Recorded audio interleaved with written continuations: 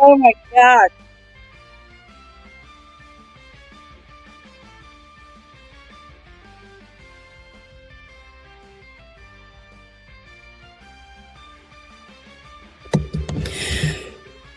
If you only knew the chaos that was going on, like behind the scenes, like 30 seconds ago. I'm trying to, like, because I was running around, like, what is happening?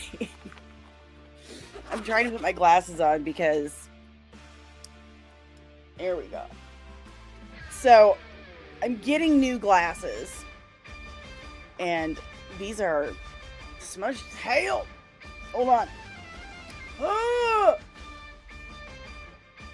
man, I really liked this makeup about 20 minutes ago. Like, really liked it. And then I messed up the magnetic liner, got it all over my lids. And for you fellas and, you know, ladies who have never used magnetic liner, it is an absolute pain. It's a hemorrhoid, we'll say, because we're not at, well, we are now. To get off. It just doesn't want to come off. And if you take it off, it takes everything off underneath it. And had to fix that up, and I don't know. It just looks different now. What the hell, man? What the hell? And I feel like I'm having an older lady moment, my own personal summer. So, but it's fine because Remy LeBeau is right here sleeping directly on my mouse pad and not on his bed. That I actually had to move so I could close the curtains and everything. He wasn't sleeping on it anyway. It's fine. It's fine. Everything's fine. It's already been a morning. And then my husband texted me like 2 seconds ago. You know, the Dave. We love him. Texted me like 2 seconds ago and said, the guy is coming to look at the roof. And I was like, you're kind of going to have to tell me when, because I'm getting ready to stream for anywhere from an hour to 2 hours. So, gonna need to know. That's important. So, how are you guys? Like, how was your weekend? How are you doing? I had a crazy weekend. I had some fun. I did. And I don't think I blended very well today. Man. Also, Miss Amelia is not feeling well. She's got some tonsillitis. They're pretty swollen. So, I had to have an interesting chat with her boss and call doctors and stuff. So it's been crazy. It's been a crazy morning. So I was doing roughly 3 to 4 things at once since I got up about 6:30. So it wouldn't be your daily dose of dork without, you know, a heavy helping, nice serving of chaos. And like, I have like no nails left. I'm about due to fix these up. It's fine. Everything's fine, guys. We have a very, very good topic today. Guys, I have scoops. I have some serious scoops. A source got a hold of me. Reached out through email. I talked to them all weekend. I got like, okay, that's better. Anyway, I talked to a source, and I have some tea. I have some real tea, and we really need to discuss it, especially with this latest episode of X-Men 97 dropping. I mean, they had to put Bo DiMaio's name on there because they did use some of that original episode. But basically, they took what he wrote and used it for parts. Isn't that fun? So we're going to discuss what I know, what I've been told, as is my job, passing on information, knowledge, and letting you guys decide for yourselves. And we're gonna talk about Feige because we need to talk about Kevin. We do. And of course, we will do all of that after we check in with the chat, go over some announcements, maybe pop in and see what headlines we've got, and then we will get to our main topic, talking about Kevin. All right. Get a little drinky drink here. I feel like I didn't get all the makeup off my hands.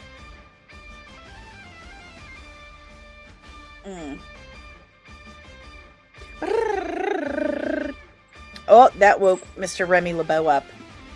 Maybe he'll say hi at some point. I'm going to go ahead and start cranking the tunes down. There we go. I'm going to crank that down. And remember, guys, there's hair blowing in my face, and it's very distracting. Remember, guys, all of the super chats and members of the channel do get their good mornings and stuff first. And with that said, I do believe.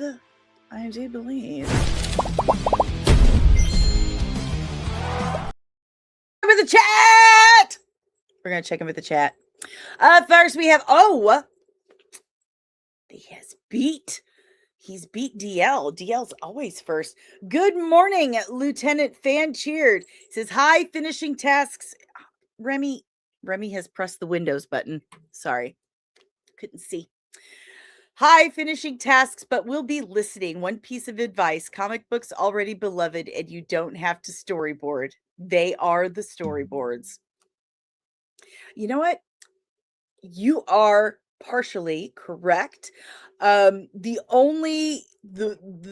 big problem with comic books as storyboards is that you only have one action per character per panel, and only so many words of dialogue per panel.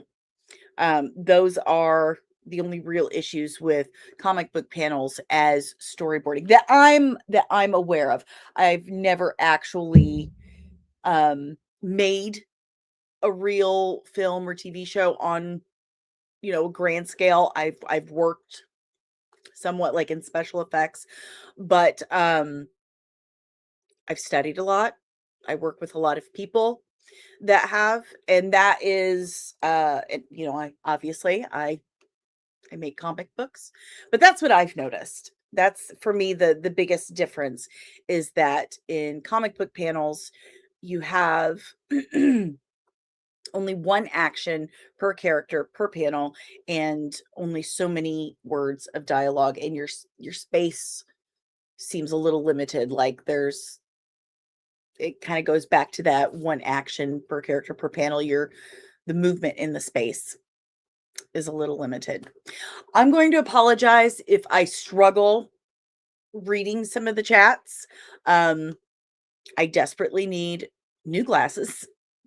I do have new ones coming in. Big thanks to Eulia. I'm not sure how to properly pronounce it, and I apologize. They reached out and asked if I would partner with them on a couple of things, and I was like, guess what? I need glasses. So they're sending me a couple of pair, and my wonderful, amazing oldest child, Ashton, is an optometrist over at the Vision Center, and I'm going to have my dearest Ashton check my vision for me and give me a new prescription so I can get my new glasses because I've noticed lately I'm really struggling. So, anywho, I'm gonna do my best. So, I just would give a heads up. Thank you. Lieutenant Backyard TARDIS, good morning, my good friend and Red 5 brother. Sorry. I don't know why I'm so weird.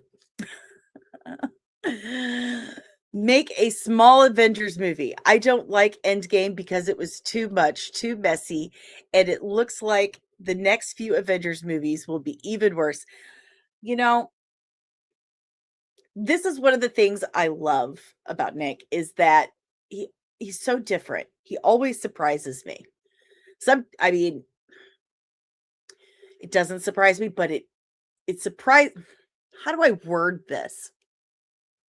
It doesn't surprise me that Nick is always dancing to the beat of his own drummer boy. How about that? Because you're probably the only person on the planet who doesn't like Endgame. So I had a hangnail and it was bothering me. I know that's just not ladylike behavior. I can understand why you would feel that way. There's a lot going on. It's very grand. It can be seen as very chaotic. And I do feel the girls get it done scene is cringy. Is cringe. He's got help. Girls get it done. So there's my mama. Good morning, Lieutenant Mama Penny. Good morning. Oh, let me know when your jams come in. I'm very excited about that. Mama Penny ordered some merch from the merch store. She ordered my favorite. She ordered the plot holes and payoffs jammies. So excited. I'm so excited. I can't wait to see what they look like. Good morning, Lieutenant Carl Peachy. How are ya? How are you? Nerdy hot. I love it. I love it. Thank you. Who else we got? That's a member. Because remember, members and super chats get there first. Good morning, Ensign Loki. Said to answer the quote of the day, I would tell Feige to retire. He cannot fix the problem when he is the problem. I am inclined to agree. And we are going to talk about that. I cannot wait to get to this topic. So I'm going to try and breeze through stuff. I'm going to try. You know how I am. Going to try. Let's see. Do we have any other members in the chat? Nope. Time to scroll up and get to others. Again, for those who are just popping in, members of the channel, which are members of the Nerdling Army. I can do a better salute than that. That was not nice. Members of the Nerdling Army, members of the channel, and super chats, super thanks, and super stickers get their good mornings and their chats acknowledged first. So it's only fair. You should get what you pay for. This love is transactional. So there you have that. So our first non-member. Wow, I've got to scroll for a bit. Gotta scroll. Alex, good morning. I've got the scoops and you got the cones. Good morning, Cosmortal Comics. How are you, pal? Good to see you. And who else do we have? So many members. Alex says he wasn't a big fan of Endgame either, and he preferred Infinity War. I'm now wondering if I should have connected my computer directly to the interwebs instead of using Wi-Fi. Like I said, it's been a crazy morning. But I guess I can tell you all about that during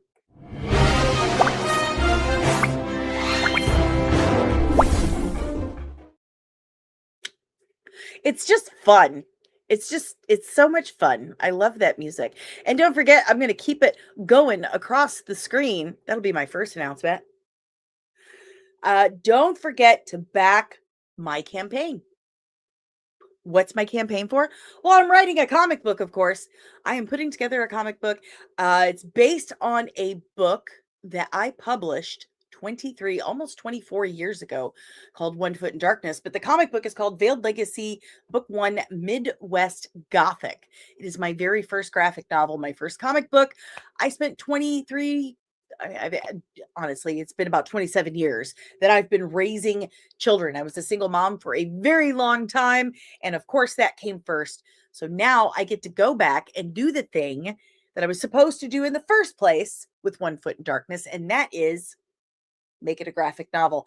And now, since I'm older, wiser, I have more, life experience and knowledge, and I have some amazing writing coaches and an amazing, even more amazing editor, Caro Brown. It's even better than it was before. What once was a seed is now a forest. So, if you like vampires, James Bond, Greek mythology, and just non-stop action, suspense, and just good storytelling, then definitely check out the link that is scrolling across your screen right now. It's in the description below as well. Veiled Legacy, Book One Midwest Gothic is still live right now on fundmycomic.com. Just type in Veiled Legacy and it'll pop up. It's about a rural Midwestern family's act of kindness turns into a supernatural home invasion, leaving Emma Hogan to survive the night alone, while her twin brother Jimmy has to race against the clock to save his family from forces unknown before they are lost forever. Vampires, Amish vampires, knock on the door. Seriously, unique, monstrous, and bloody. Just the way I like it. Just the way I like it. But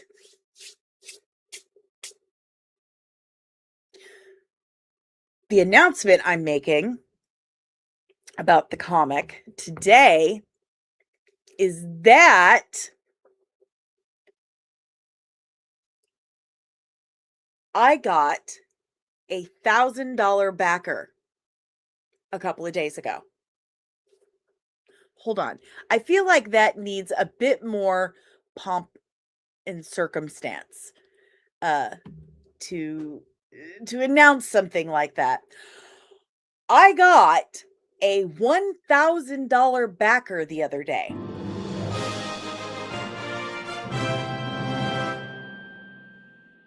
Like, can you believe that?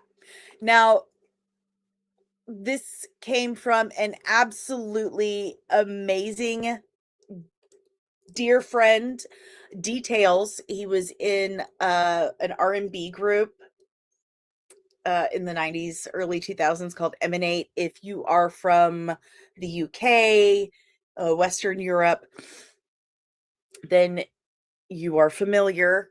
They're huge over there. In fact, he's also a Lucasfilm actor, and when he was on set on location playing Quay Tulsight, he was with Phoebe Waller-Bridge and Emilia Clarke, and he had the Quay Tulsight headpiece on, and they were like, "Wait, who are you?"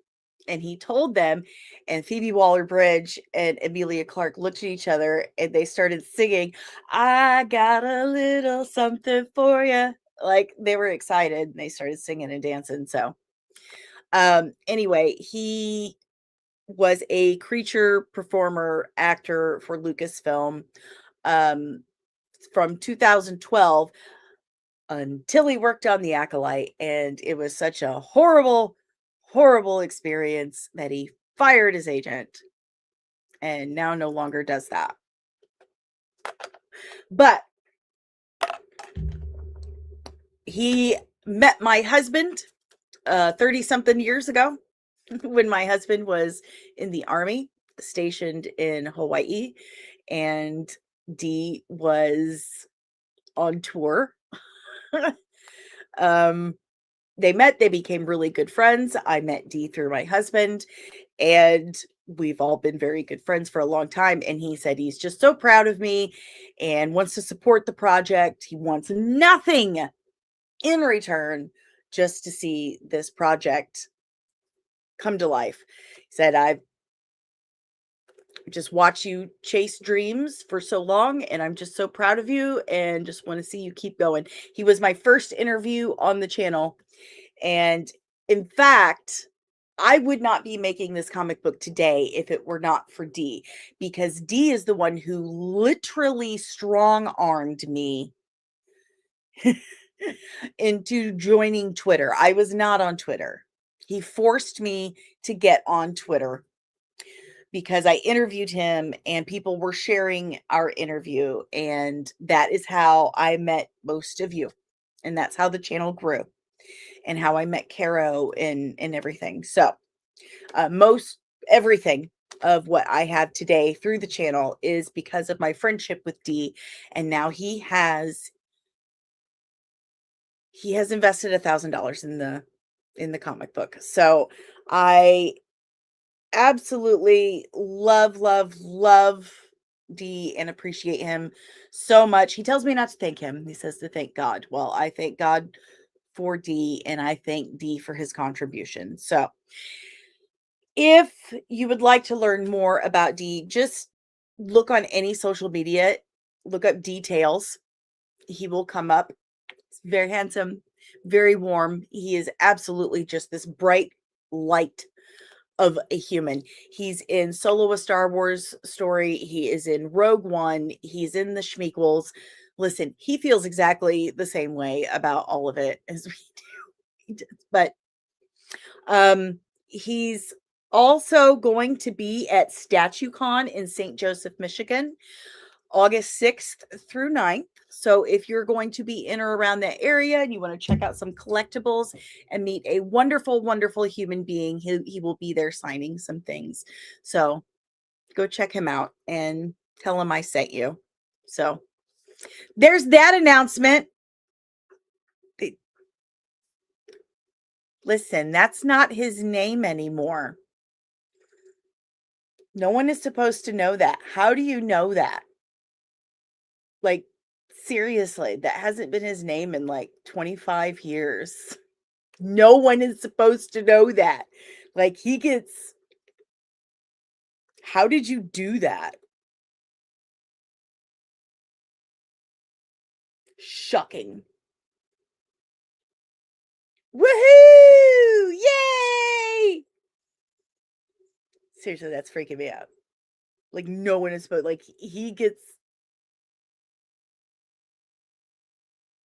like legally changed his name. Good morning, Blanket Chip. Good morning. So that was the first announcement. I'm extremely thrilled and excited. Next.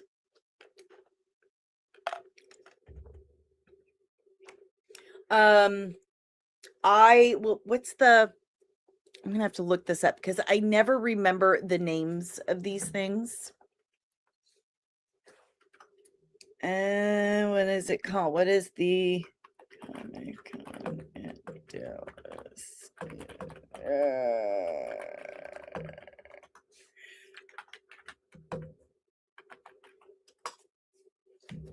A dog just like probably Olive. I am going to be possibly. I need to find like. I'm probably just gonna have to do this. September 13th, I might be at the Fan Expo in Dallas for one day. It's a possibility, just a possibility. So if you're going to be there, come find me, come say hi. Wherever Caro is, that's where I will be. So I'm going down to Texas for about a week or so to visit my BFF, twin editor, co-host, all that stuff. I'm gonna go visit and dog sit. You know I love animals. Dog sit and um you know, get a chance to promote. I haven't been back to Texas since I lived there. When I published One Foot in Darkness, the fun thing is like I'm still kind of known down there for that, so that's cool. But anyway, I'm gonna go down there and visit, and she said we could go to the fan expo for a day. Possibly. It's a possibly. So I'll keep you updated on that. That's the next one. So, any Texas people in the chat? Any Texas people? I thought I listen, there are a lot of Daves in the world. I said details. That's Dave from Film Junkie. I would have said that. Like I would have just straight said that. I would have said Dave from Film Junkie. I would have said Film Junkie.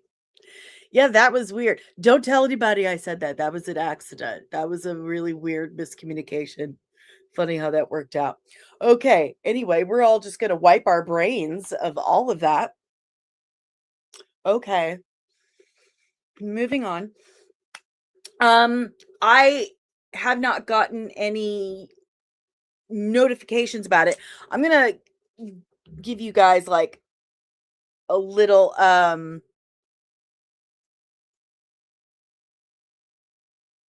info education. I don't know.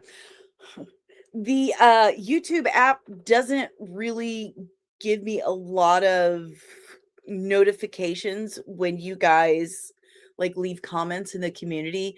So I have to like really, excuse me, pardon me, I had a lot of orange juice. I have to go to specific posts and check the comments because it doesn't, I don't know why it's super weird. But I put a post up yesterday after it happened, but I have been working on this big Barda breakdown for it feels like an eternity. Like I've always been working on the big Barda breakdown. There's never been anything else. So I was working on it all day yesterday for like 8 hours straight, and I was in the zone. And like I said, I'm desperately in need of a new prescription for my lenses. But I was looking at it, I'm like, something's not quite looking right in the preview window. So I had to like get up and like get on top of it.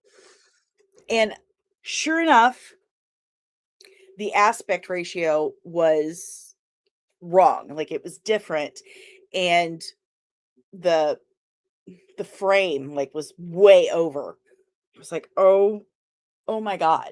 And when I am editing, I'm doing makeup during these breakdowns. So there are moments that I have to cut out where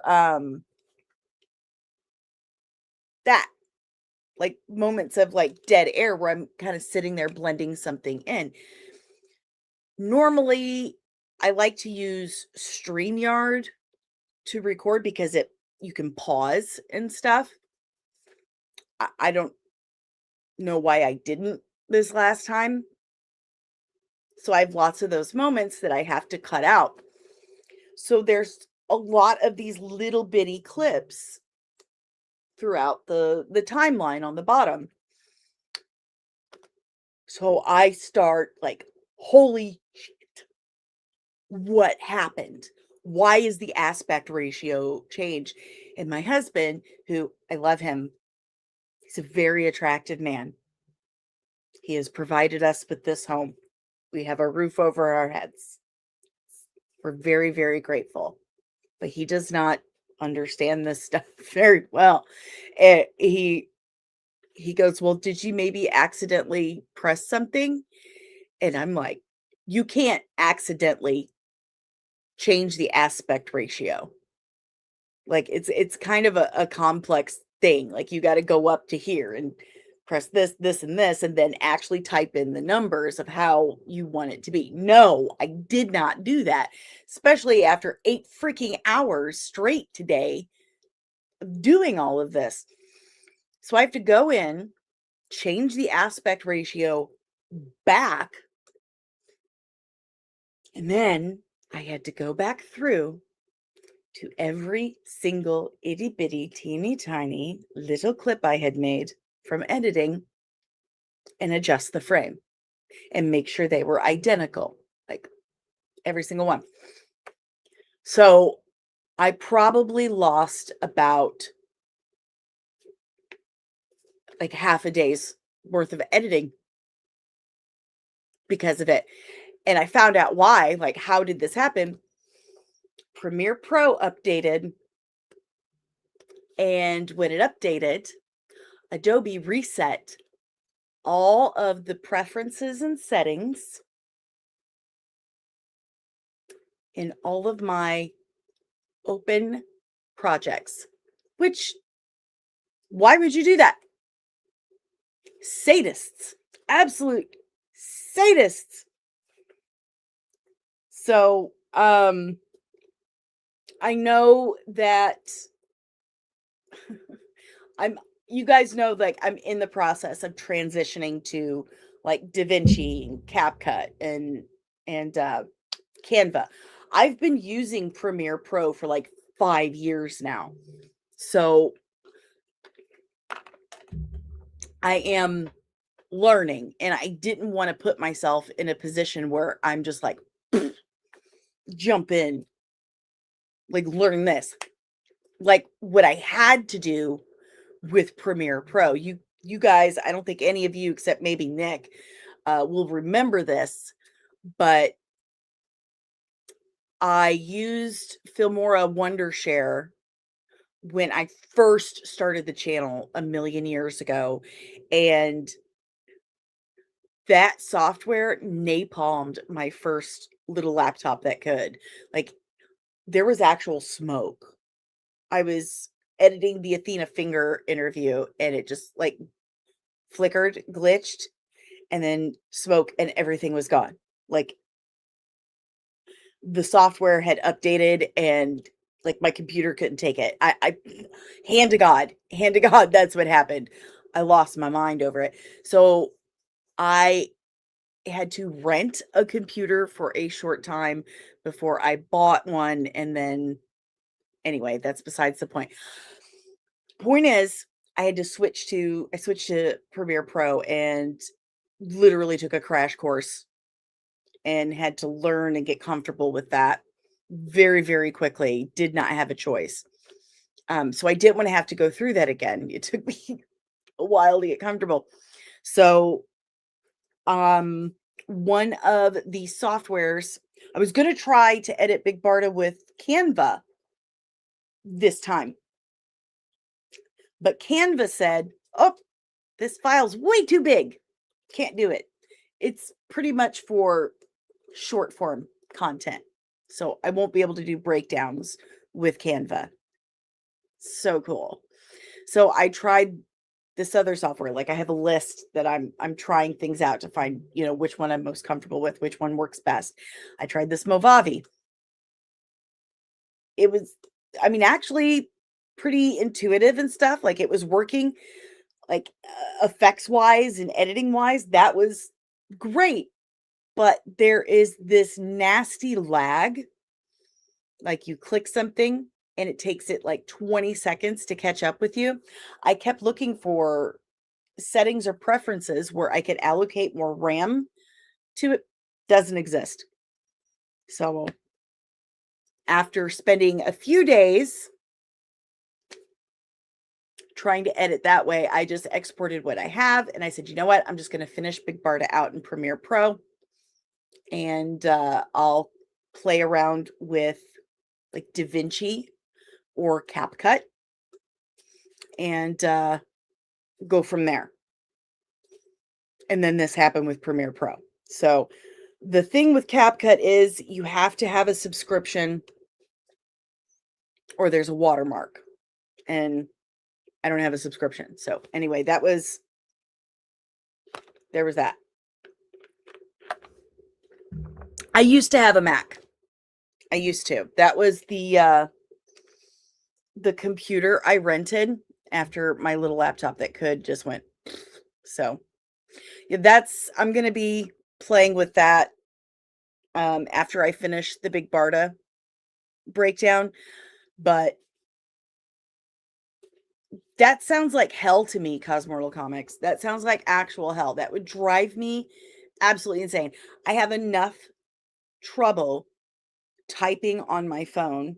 I mean, with else, and the fact that I'm having trouble like seeing little things right now. But yeah, that sounds like absolute hell. And I like to do a lot of things. I will say that I feel like this is the best breakdown I have ever done, not just the writing, um, and all that, but definitely the passion I put into it. I'm really into Big Barda, but the editing and the way I recorded it, I feel like is kind of a mix of uh like the old way, like when I was new to YouTube and I was like like super bubbly and like into it and everything. Somewhere along the line, I think I lost that a little bit. I lost a bit of my style when I was trying to fit in, you know, and I realized that's not what you're supposed to do. You're not supposed to fit in on YouTube. You're supposed to be yourself. You're supposed to create your own space, your own thing.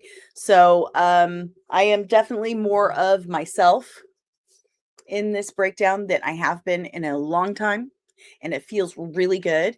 And the edits I'm doing, I feel are very fun, and I'm just really proud of the work I'm doing on it, and I really cannot wait to finally finish it and show it to you guys. It's just really irritating that this problem happened with Adobe.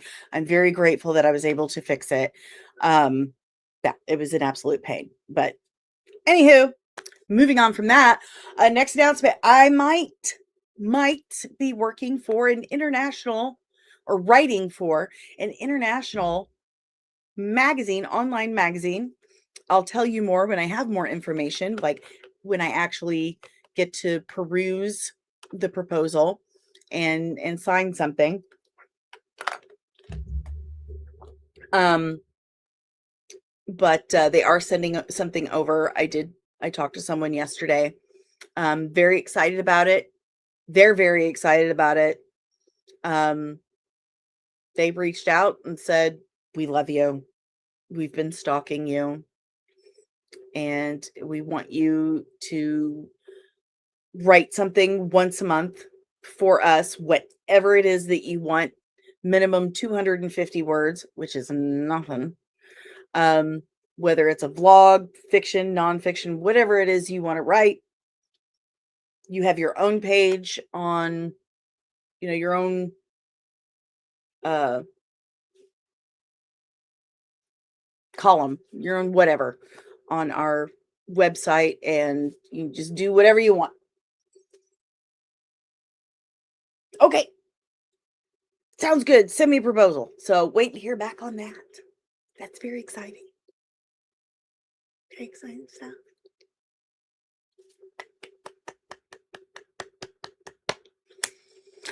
This week on Plot Holes and Payoffs, we have Blaine Pardoe. Very, very excited to talk to this man. He is a military science fiction author. That sounds crazy. And I've done a little I had never heard of him before. Caro is introducing me to him. She sent over information for me to read up on, and I was absolutely blown away about what this man writes about. He's written for games, He has a lot of books. Like you can Google him he's on Amazon Kindle too. Like 42 books on Amazon Kindle. Like that is impressive. But he had this really like actual crazy stalker. A stalker who online told people they were a lesbian nurse and threatened his life. And turns out this person was not of the correct physique that one would need to be a lesbian, nor were they a nurse or living on their own. Just a lot of things involved there. So we will be speaking with him tomorrow on plot holes and payoffs. And then Friday, we're going to have a very special episode of Daily Dose of Dork. We have John A. Douglas, author of The Black Crown, Age of Adventures, and The Lionheart, Icon of Justice. He will be here talking about his books and comics as well. Very exciting. I've had a few authors and stuff reach out. Weird. One of them's like Mark Mustaine. His assistant reached out and like on a Friday, like late Friday. And I was done with business for the weekend. I usually get back on Mondays and stuff. And right as I was emailing back to say, hey, checking my calendar, I'll be right back with you. The assistant emailed again, said, circling back, see if you're interested. I said, I'm checking my calendar now. So I did. And I said, would you be interested in this date? Never got back to me again. Well, okay then. You seem super stoked after all. That's awesome. So I don't get that behavior. Like, I got back to you the next business day. That wasn't fast enough, apparently. And then whatever. All right, guys. Do you want to bother with headlines or do you want to go straight to the main topic? Let's I didn't mean to do that. I did not mean to do that. Because we're still 3,500 away from our goal at Veiled Legacy, so get over there and pre-order, guys. But I want to see what you guys think. If you want to go to the main topic or check out headlines. Oh, I dropped my... There we go. Dropped my mouse. I'm sorry. I apologize. All right. Lieutenant Carl Peachy says, main topic. Nothing new but the Odyssey. Listen.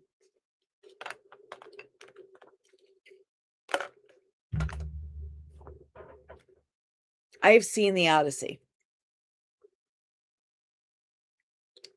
It's not that great.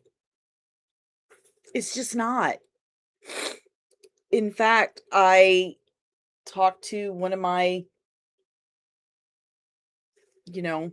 Hollywood friends, and they really insisted that, we just really need to support Chris. He's one of the good ones. He treats his cast and crew very well. And, he's against a lot of this, lazy using Chat GPT, blah, blah, blah. And I was like, that's great. Like, that's wonderful. But it doesn't make the movie good. Like, I'll support that person, but I'm I'm not gonna say yay Odyssey when I'm not enjoying it. And then I had a very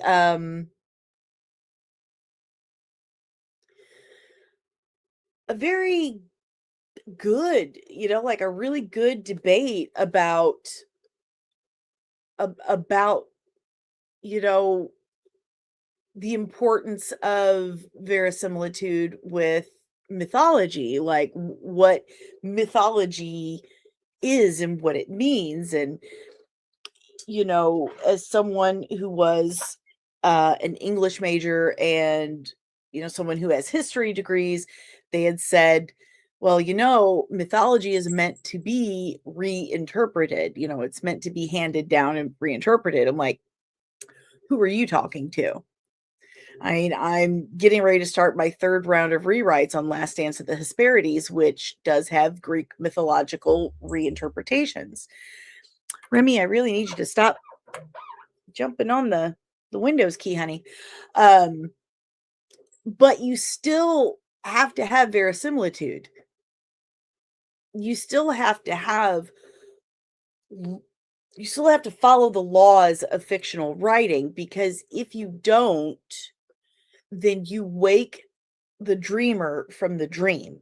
The audience is unable to stay in that engrossed state. They get taken out of it. And that's what I felt watching the Odyssey. It, like, I didn't even finish it. I couldn't finish it. It was very flat acting. Like, everything felt phoned in. Um, the dad and the mom thing was just like, "Oh, come on." Like, seriously, Telemachus saying, "Dad, mom, dad." No, a prince of Ithaca speaking Attic Greek, the formal speech, the formal language, you know, for the high status, um, would not have used the informal version of those names. He just would not have. It A lot of that stuff, it takes you out of it and it wakes you from the dream. It lets you know this is not real. And people who want to see period pieces like the Odyssey, they want to be engrossed. They want to feel transported, taken away to that time. They want to feel like they've almost time traveled, or like they're experiencing a secret, or they're learning something. Do you know what I mean? And I don't think that's ever going to change, ever. And I've seen a lot of comparisons with the 1998, was it 98? I don't know. It was late 90s, Romeo and Juliet, with Leonardo DiCaprio. And there's a big difference there. There's a really big difference, because they were actually speaking Elizabethan. They were actually speaking that language. So I'm never going to tell anyone not to go see a film. You want to go see it, go see it. Go find out for yourself. Entirely. Go do that. But for me, as someone who has done extensive research in Hellenistic Greece, in Attic Greek, in Greek mythology, in film, it didn't do it for me. It really did not. I don't feel like Christopher Nolan was at all the person to make that film. At first, like, when I saw complaints about the armor, I was like, I mean, if you saw actual like Bronze Age armor, which I think they were actually in the Iron Age by then. But if you saw the armor that they would have worn back then, oh my god, it was so like blocky and unappealing. Like I can understand why you would want to use a more Spartan-esque, with the combs and everything. So that I was like, I mean, that that is a little bit understandable. And then talking to people and saying basically what I just said, like, okay, well, no, that's a really excellent point. But then more and more stuff started coming out, and then you've got Travis Scott cast in it. Like, what's going on here? Lieutenant Backyard TARDIS.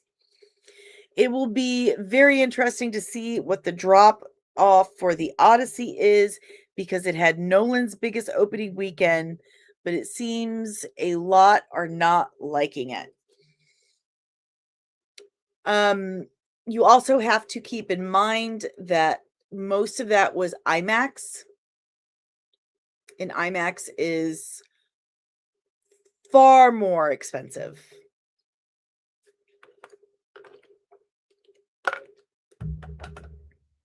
So when they're counting ticket sales, they're not counting individual tickets, they're counting the cost, the amount. And IMAX is like way more. Lieutenant Carl PG. I heard it had pacing issues. That's Christopher Nolan. Christopher Nolan's got like weird ideas about pacing, but yeah, it was a slog. Like I said, I didn't even finish it. So I can't write a review until I do. I don't believe in that. Here I am talking about it, but from what I did see, um it bored me, and I am such a fan of Greek mythology. Such a fan. And I was just like,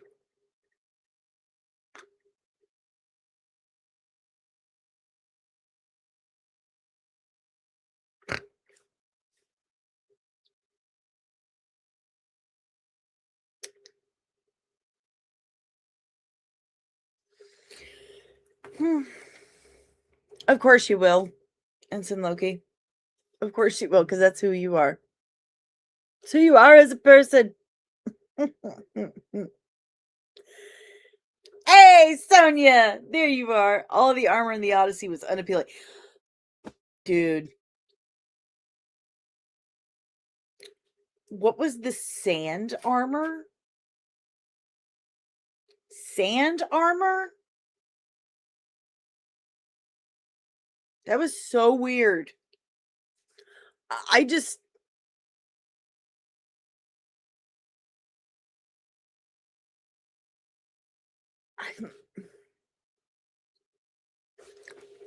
I don't understand a lot of the choices.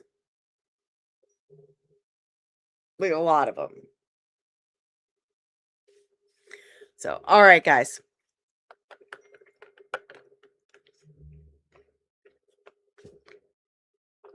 All right.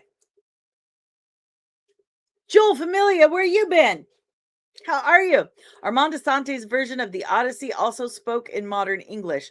I believe what makes the movie superior is the current one to this current one is that the adventure and heroic aspects well displayed. It's not that they're speaking in modern English. It's that they're using like informal language.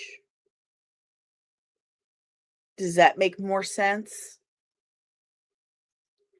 Like mom, dad, at least in Armand Asante's two-part miniseries, it was mother, father. There was formal language for people of status, if you're going to, how do I put this? If you're going to translate from Attic Greek to English, which please do, yes, it's a lot easier for us to follow along. Translate it properly. Okay? Like,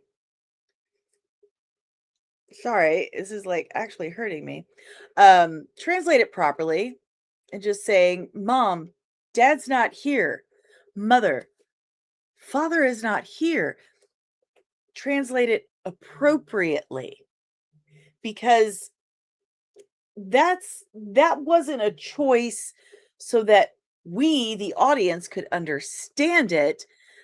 That was lowering your characters. This is the Queen and Prince of Ithaca, and in no way would they have ever spoken so informally.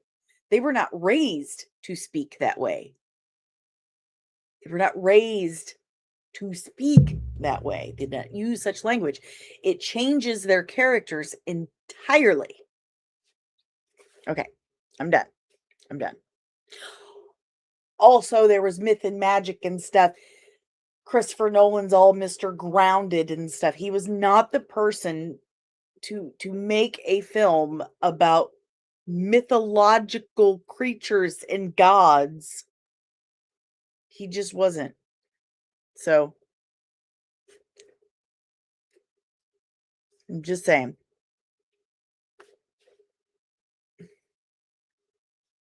All right, now, how about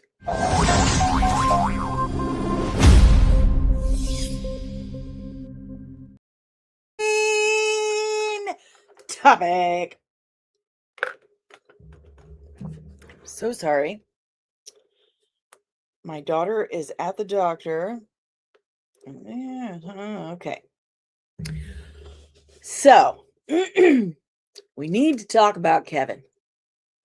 Now, what we're not going to do, or what I'm not going to do, I cannot force you guys to do things, nor do I want to.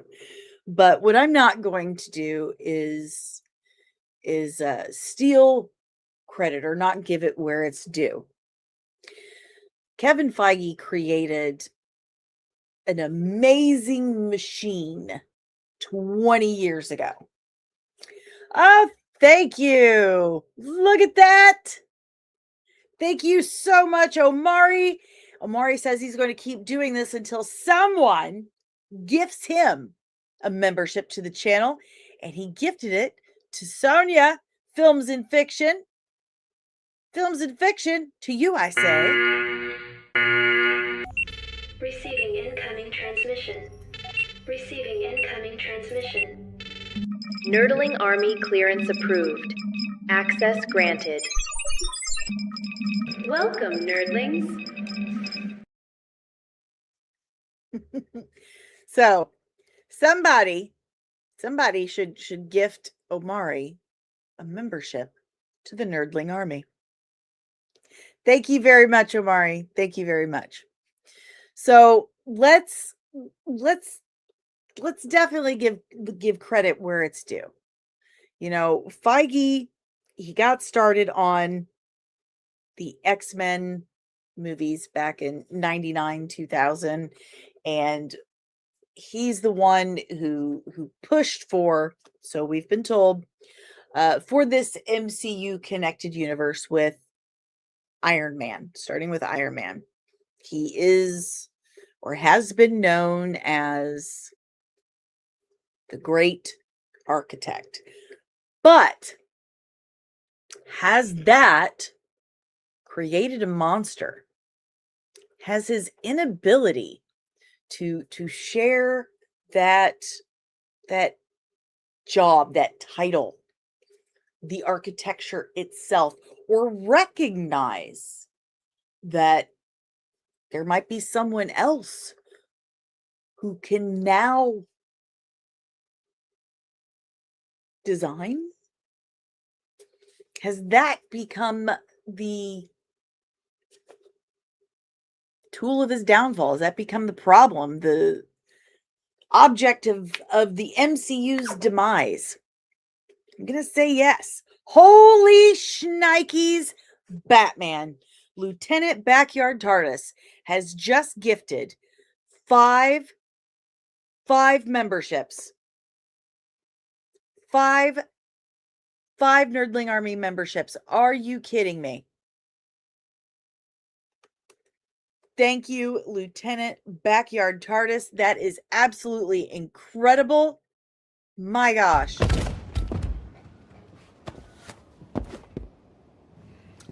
Because that's what heroes do. Oh, I think you get another one for that. Let me let's see what I can do for you. How about You know that bitter taste in your throat? It's kind of wrapped around your uvula. That's what's left of your pride. I've got a better idea. Instead of helping you, why don't we sit back and watch you get your ass kicked? That way you'll be dead, and we'll be glad. Thank you, Lieutenant Backyard TARDIS. I truly, truly appreciate it. You're a good dude. Thank you so much. Yay! Hopefully Omari gets one of those. Hopefully.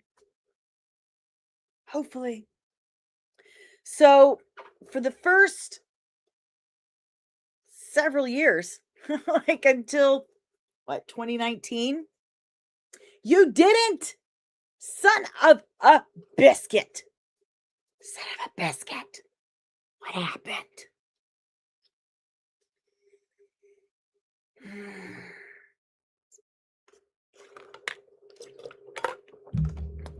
Until 2019, things were pretty amazing for us. Like we had 2020, we had some amazing films. And then it culminated with Infinity War and Endgame. Just top notch. And then they decided, you know what? Let's combine Marvel television. Let's absorb that. Let's do that. Because before, they were not really under the same umbrella. Feige didn't have any control over it whatsoever. But as of WandaVision, they did. And we started getting the Disney Plus series. And that was really the beginning of the end. Then I'm going to try to skip over because we all know what sucked. We all know what was really bad. We do. But then we got season 1 of X-Men 97. But right before it came out, like a week and a half, they fired the showrunner. And all of those rumors were flying around about why he was fired. And there was no like real, like, we had a vague press release from Marvel, but no real official clear-cut statement from Marvel Studios, Marvel Television, Marvel Animation, as to what happened. Like, what happened? There was no, like, official premiere for X-Men 97. It just kind of came out. And when it did, it went off like a nuclear bomb. People freaking loved it. The show was incredible.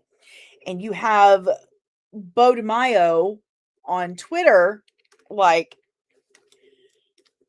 telling fans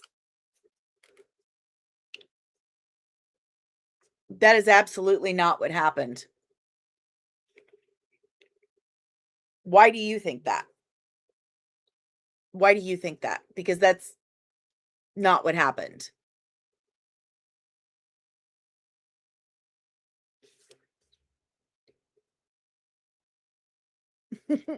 That's so what the reason why you think that, and I can tell you exactly why you think that. The reason why you think that is because someone at Marvel called Jeff Snyder and said, "Hey, go tell people that Bo DiMaio was harassing people. That's why he was fired." There are no specifics. There are no complaining witnesses, no complaining victims. There's nothing. There's absolutely, positively nothing. There's no evidence. There's, again, no complaining victims. Nothing. In fact, you know, I have to keep my mouth shut on that one because that is still an active thing. But he was not. None of that happened. None of it. In fact, he got harassed. He got harassed. He did. Again, not one person. In all this time, it's been over 2 years since he's been fired. And you're telling me not one person has come forward and said, "It was me. He harassed me. He sent me nudie pics. He hit on me and wouldn't leave me alone. It was me." Not one person.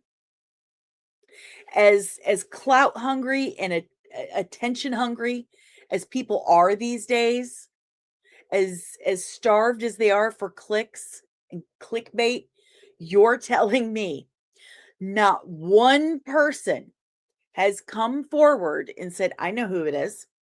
It was me. He harassed me. He harassed that person. He harassed that person." Not one. Not one.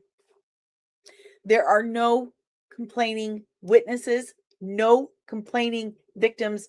No one has come forward in over 2 years. There's not even rumors of it. Not even rumors, not even speculation, no guesses, nothing.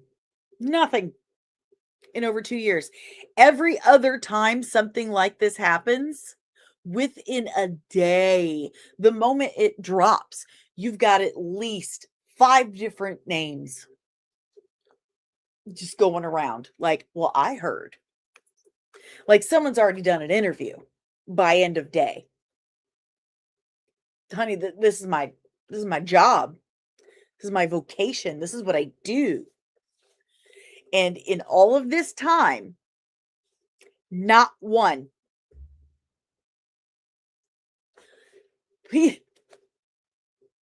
You really think that matters? All the leaks, the set and location leaks, and it comes out that, oh, he was harassing people. They've already leaked that, and you're telling me they're not going to leak one name? They fired him for the harassment. They fired him for the harassment, but you can't talk about that he was harassing you. Come on. Come on. No, that it didn't happen. It absolutely didn't happen. Okay? Listen. I know the dude. I know the dude very well. And I'm telling you, never happened. Never happened.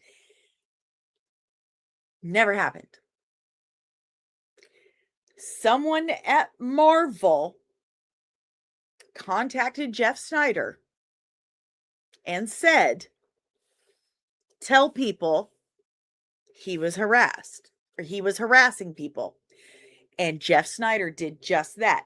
You can find it, track it all the way back to Jeff Snyder. It is provable.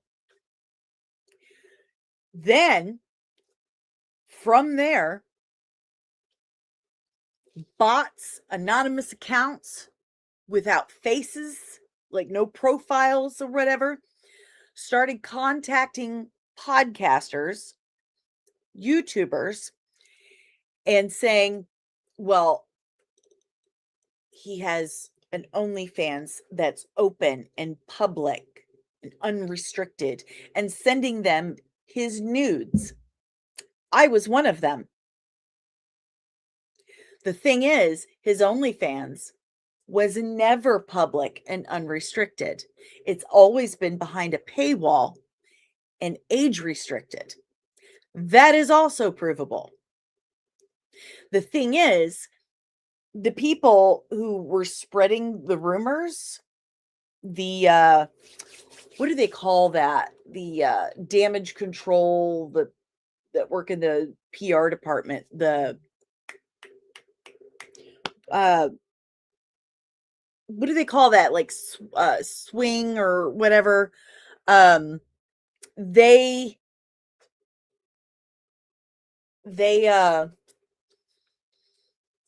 fuck, where did it go? Anyway, this is why I can't just like look at the chat all the time. I have to like set it time aside to check it at certain times because my brain just, anyway. Fuck was I saying?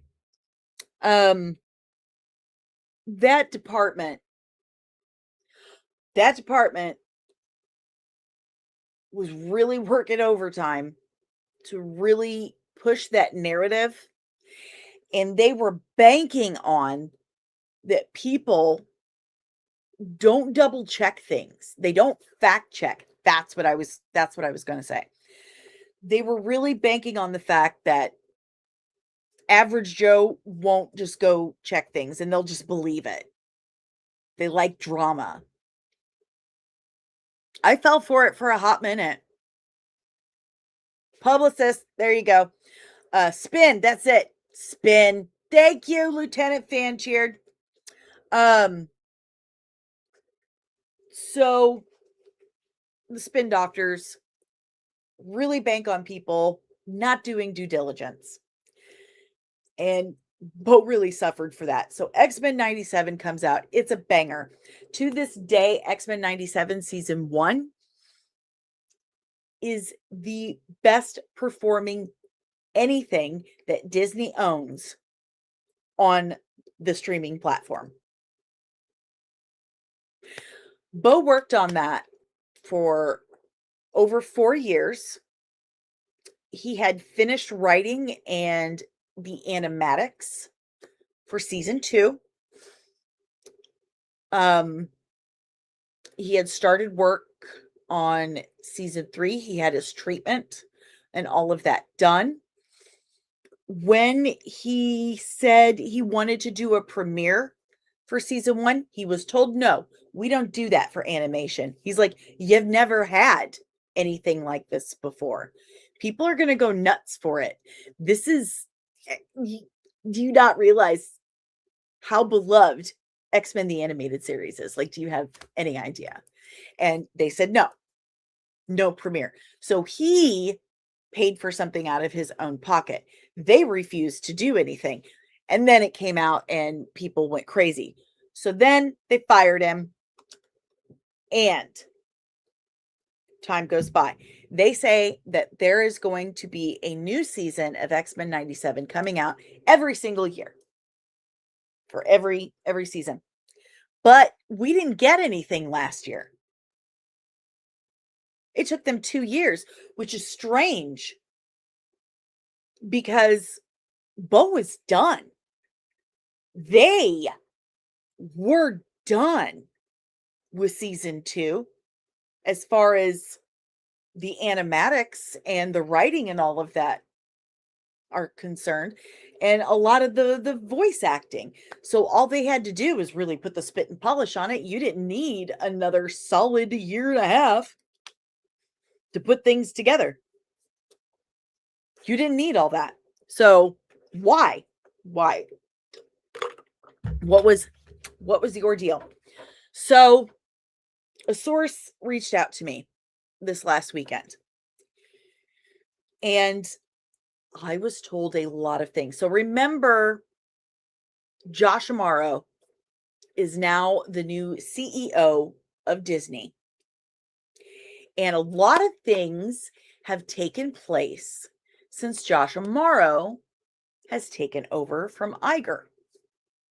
One of the most notable is that Kathleen Kennedy is no longer president of Lucasfilm.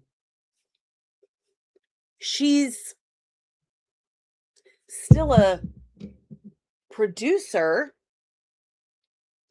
still working in film. I'm never going to leave, but she's no longer president of Lucasfilm. That is now being handled by Dave Filoni and a woman who's very familiar with the business money end of things. I want you to keep that in mind, because for many years, Star Wars was just taking a nosedive onto an empty pool, and Iger just stood back and let it happen.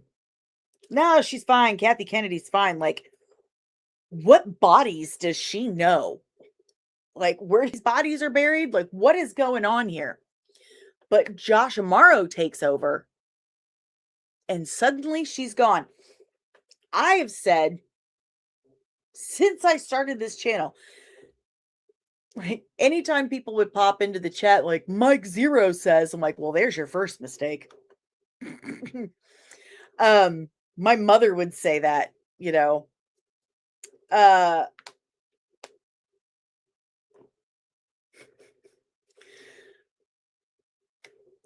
God. I've always said that Kathy Kennedy, you'll never get a headline that Kathleen Kennedy has been fired. You'll see something about she's going to retire, and that's it. Well, guess what? I was right. She did get fired.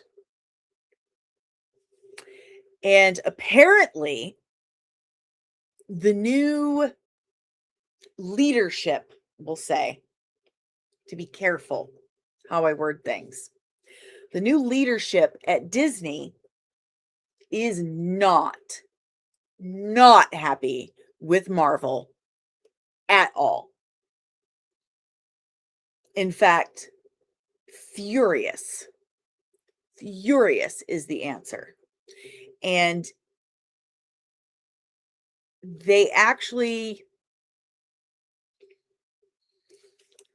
I'm just going to say it.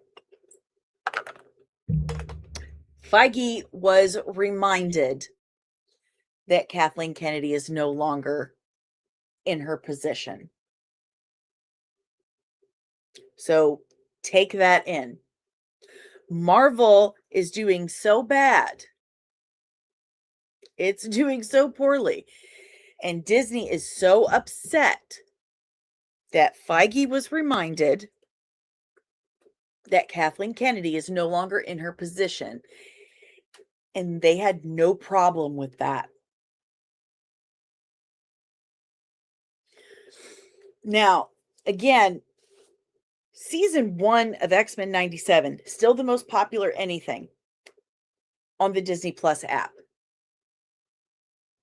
The best performing.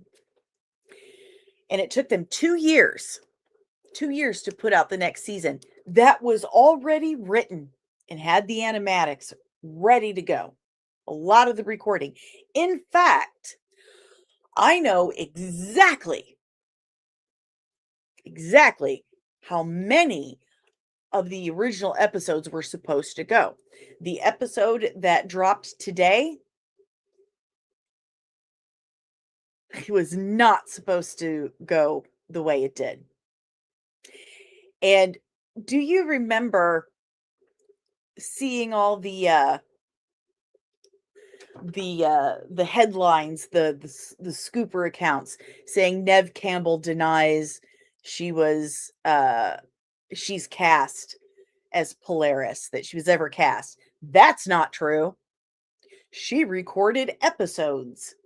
She recorded lines as Polaris.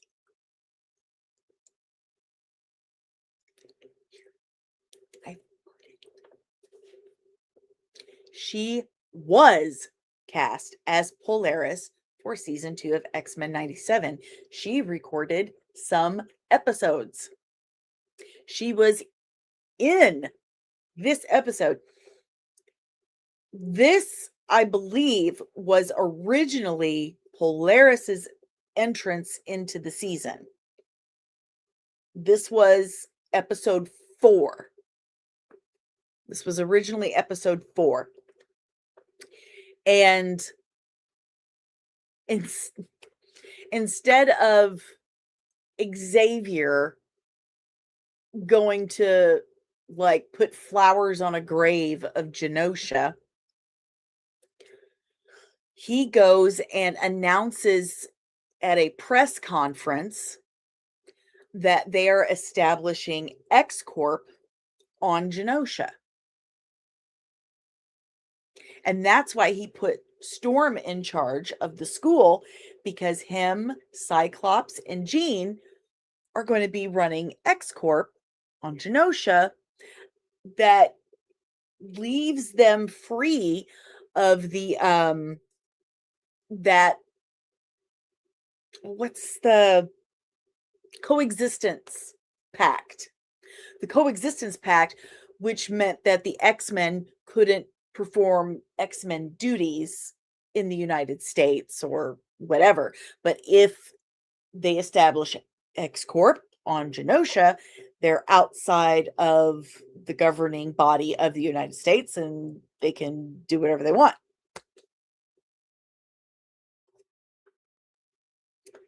So there's so much different. There are a couple of things that they did leave in from the original episode, like the very, very beginning, but the circumstances around it are a little different.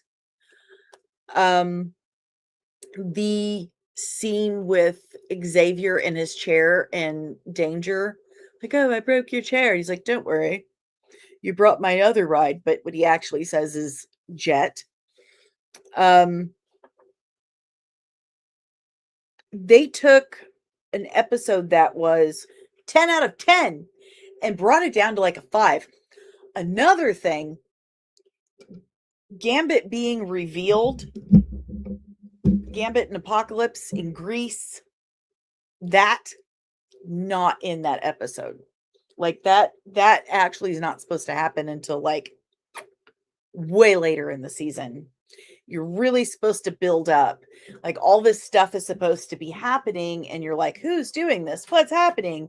And then, like, oh, then there's surprise and shock and blah, blah, blah. But this source that emailed me, the end is terrible. The last 2 episodes are absolutely awful. Like they took so long working on this season. Like they ran out of animation and it ends on like a clip, like a picture, a photo play, and it doesn't make sense. It's terrible. And the question is, why? Why do this? You had an amazing, like, well done story. Perfectly done. Well written. I mean, not even just that. Not even just that. It was done. I mean, the animation wasn't complete. You still had some voice acting to do, but they wasted money. They wasted money. They went back, re-recorded voice actors, redid animations, rewrote scenes. Episode 4, the new episode 4 with X-Force, that Anthony Saletti, he stole that episode and rewrote it to make Morph look like a creepy, it just, that was never supposed to be like that. Like, Morph is supposed to, have a crush kind of thing, but realize he's being very codependent. But Wolverine, straight and supposed to stay that way. The thing about Bo, yes, you are correct. Bo is gay. Big whoopity doo-dah. And he admits, he's like, I'm self-described chronically gay man. But Bo has never pushed that into his storytelling or onto other people.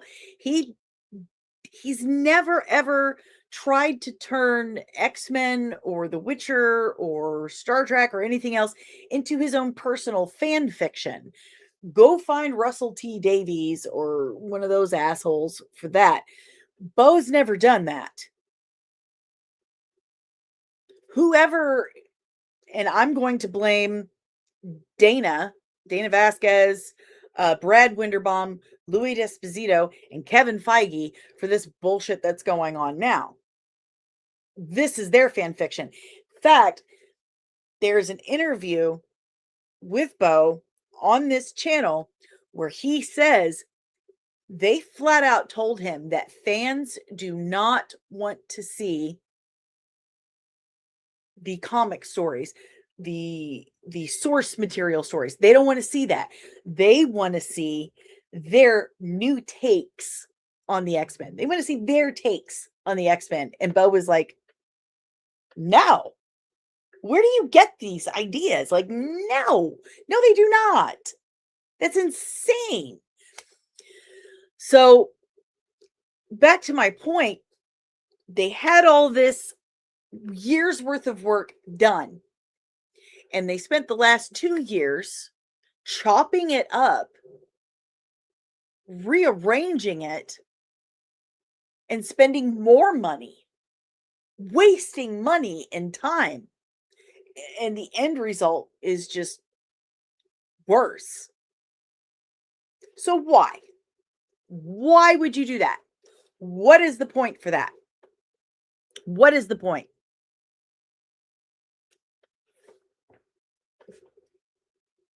My guess is Kevin Feige has been patted on the back since 2008 for his genius of the MCU. For his genius of Iron Man and Captain America and Thor and this interconnected universe. And it's been often imitated but never duplicated. I mean, the DCU has failed multiple times now trying to do so. I mean, honestly, they're trying to beat Marvel at their own game by changing the rules, and that's just fucking stupid.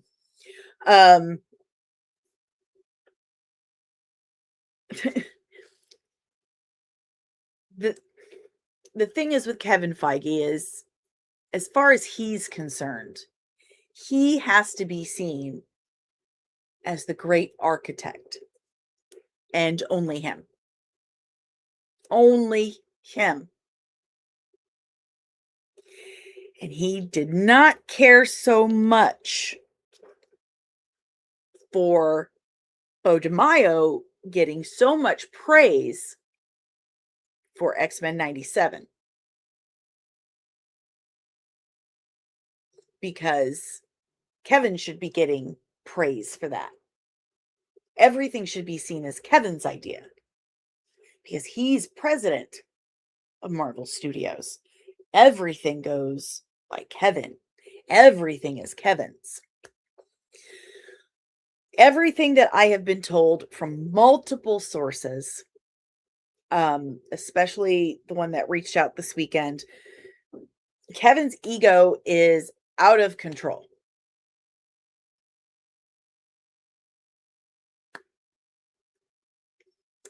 And that is getting in the way of creative process. People are not able to make good product. They're not able to make things the way they're supposed to be made because of Kevin's ego. So it's like the line from Dark Knight, the Harvey Dent line. You either die the hero or see yourself live long enough to become the villain.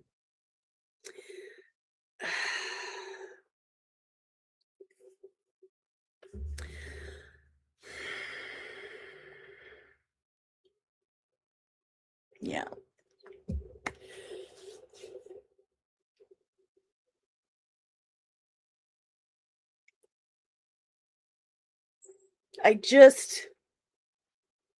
Again, Kevin has done some great work in the past. He's done some great work in the past. There goes the cat again. He's done great work. But maybe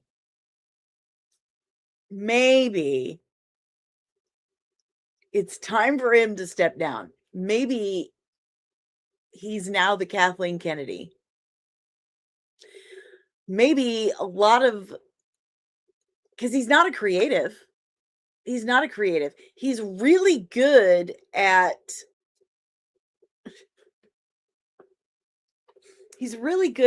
bringing people together. He's really good at finding the right creatives. Let's say that. But lately, that's not been the case. He's more interested in finding people like James Gunn is finding. People that can be malleable, that will just do what he says.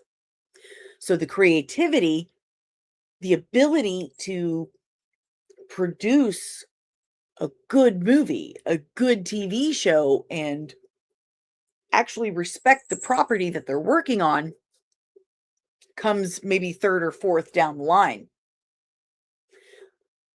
But their ability to just toe the company line and do what you're told no matter what and slap on the golden handcuffs, that is number 1, 2, 3, 4, 5.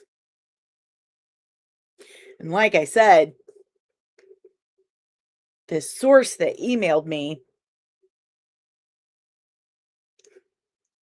told me he was reminded that Kennedy is no longer president of Lucasfilm for a reason. And they had no problem with that. Josh Amaro had no problems with that because she was not making money. There's only so long that you can keep pouring money into something that is not making a return. They're not making a return.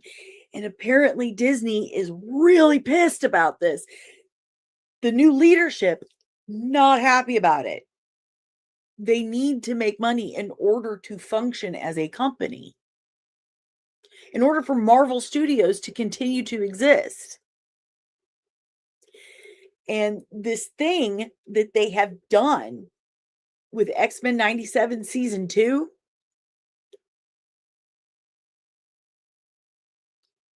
wasted a lot of money. A lot of money. I don't think I'm expressing this properly. They went back and they chopped up episodes, rewrote, re-recorded, reanimated an entire season that was already like all you had to do was finish some animations some actors' recordings, and send it off. It was like right there. And they went back and like, you know what? Let's move some things around, cut this out, take this episode, just chop that up for parts. They took the ending from the original episode 4 and put that as the end credit scene for episode 3 with Captain America, Wolverine, and Black Widow. And the original Black Widow voice had a Russian accent.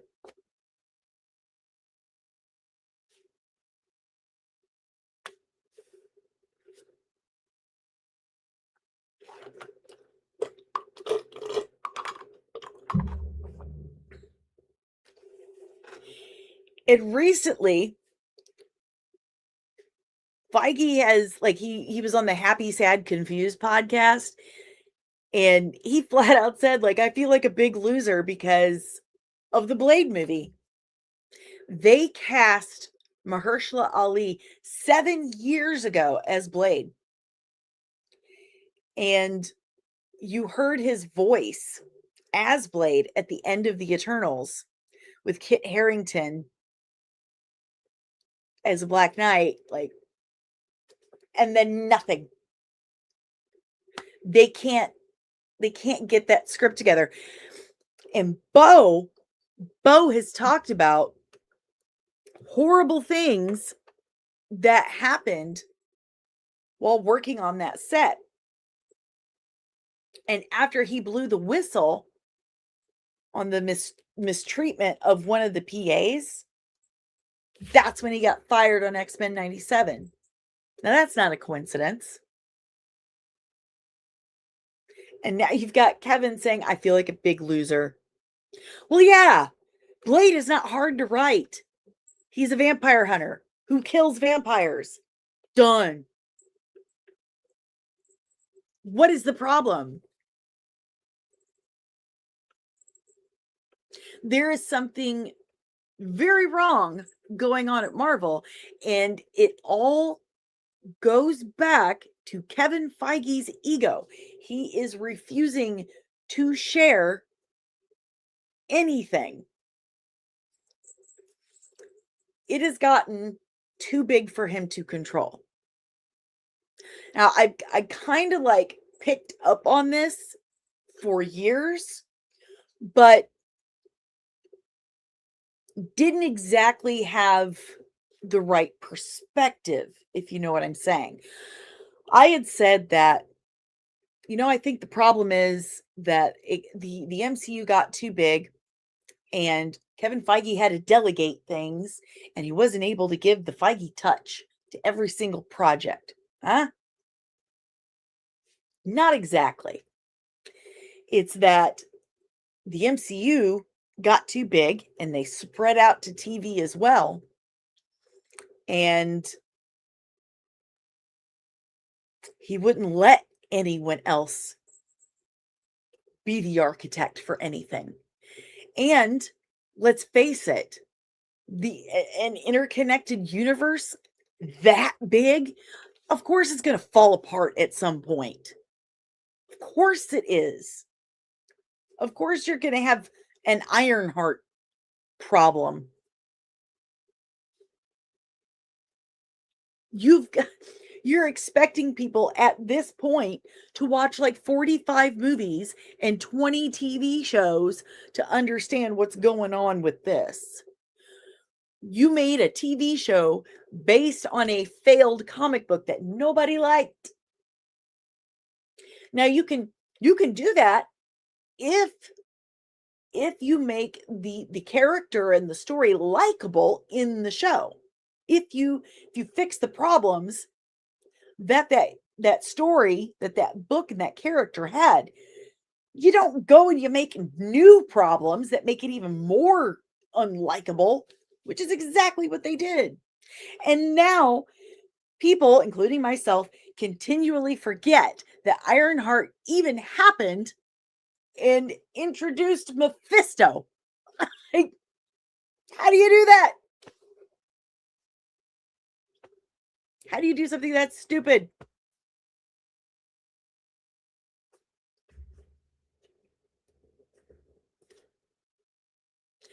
All right.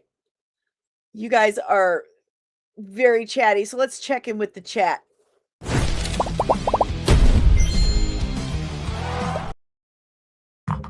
All right, let's see what you guys have to say. Let's see. We got a lot of people here. Yay. Buenos dias, Fernando. We're upset at Kevin because have you seen any of the MCU lately? And Kevin is not allowing anyone else to help him at his job or take credit for the work that they do, or he fires people for being good at their job and then destroys years of work for petty reasons afterwards. See, he got jealous. Lieutenant Carl Peachy, that's what I'm afraid they're going to do with X-Men reboot. Who knows? No idea. The MCU has been profitable. Just a few setbacks. It has been almost 7 years. 7 years. You need steady profitability for several quarters in a row. Steady profitability for several quarters in a row to justify things. Okay? It's been 7 years and it has not been steady. And there's certainly not been enough profitability, nor enough of the profitability to justify that, yeah, he's doing a bang up job. And the new leadership at Disney has taken notice. So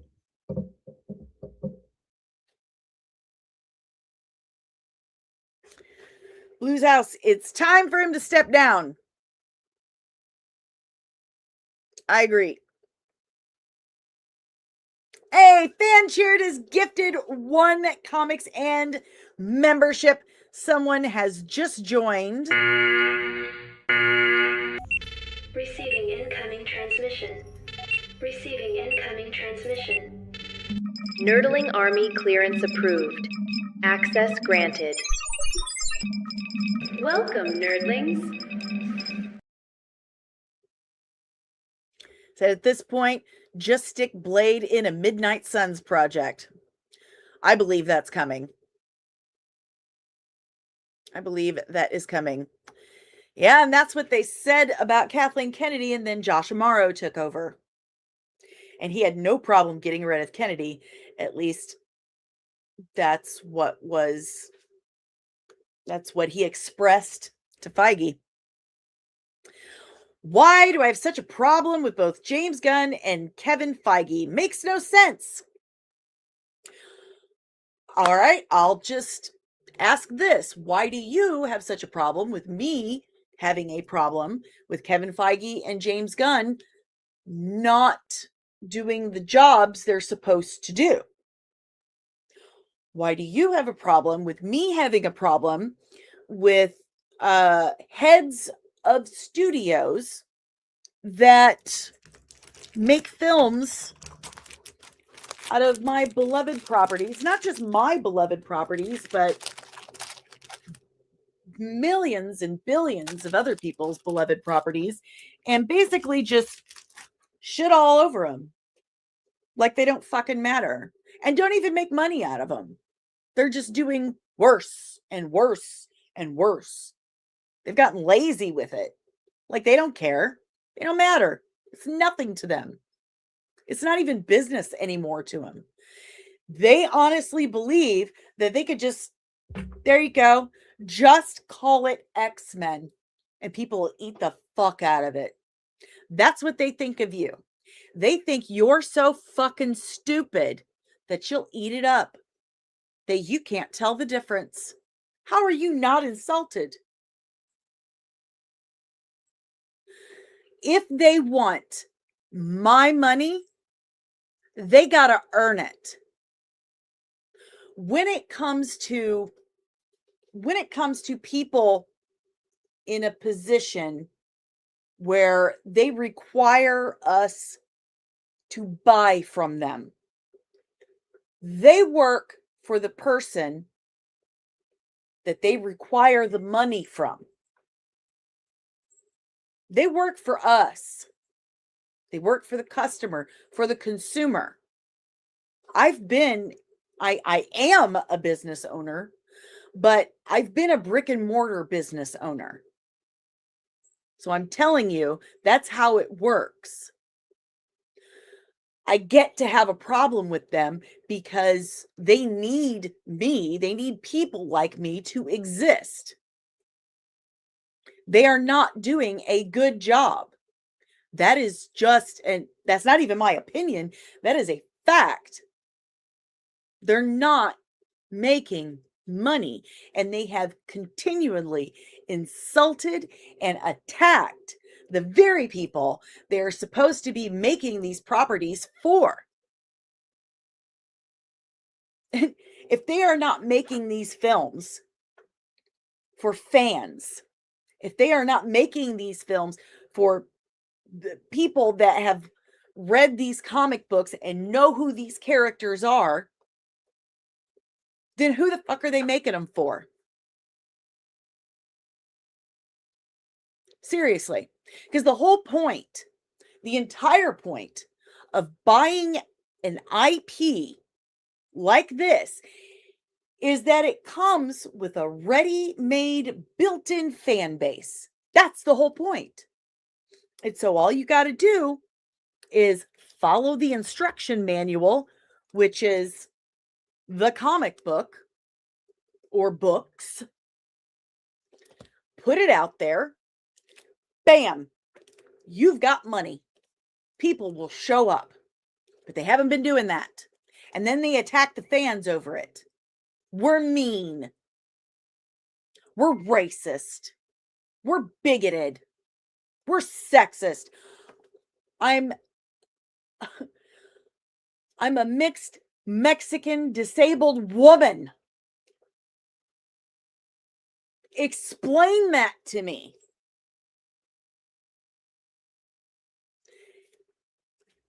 So instead of recognizing that they have fucked up, they attack their customers.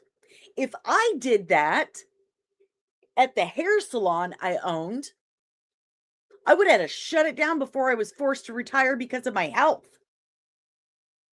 So yeah, I get to have a problem with the men who require me to spend money on shit in order for them to continue to have their jobs.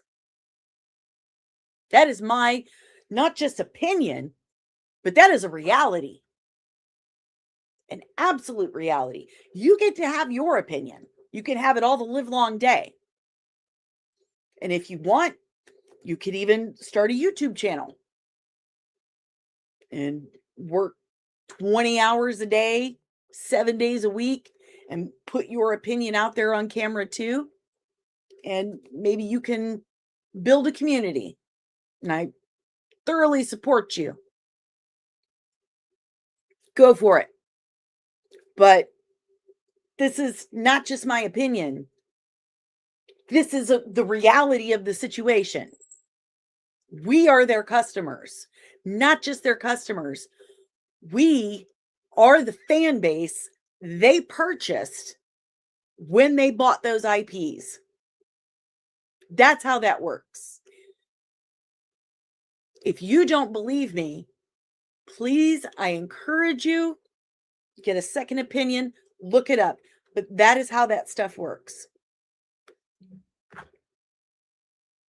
Disney will never get rid of Feige. I think we've been over that before. Yeah, they might.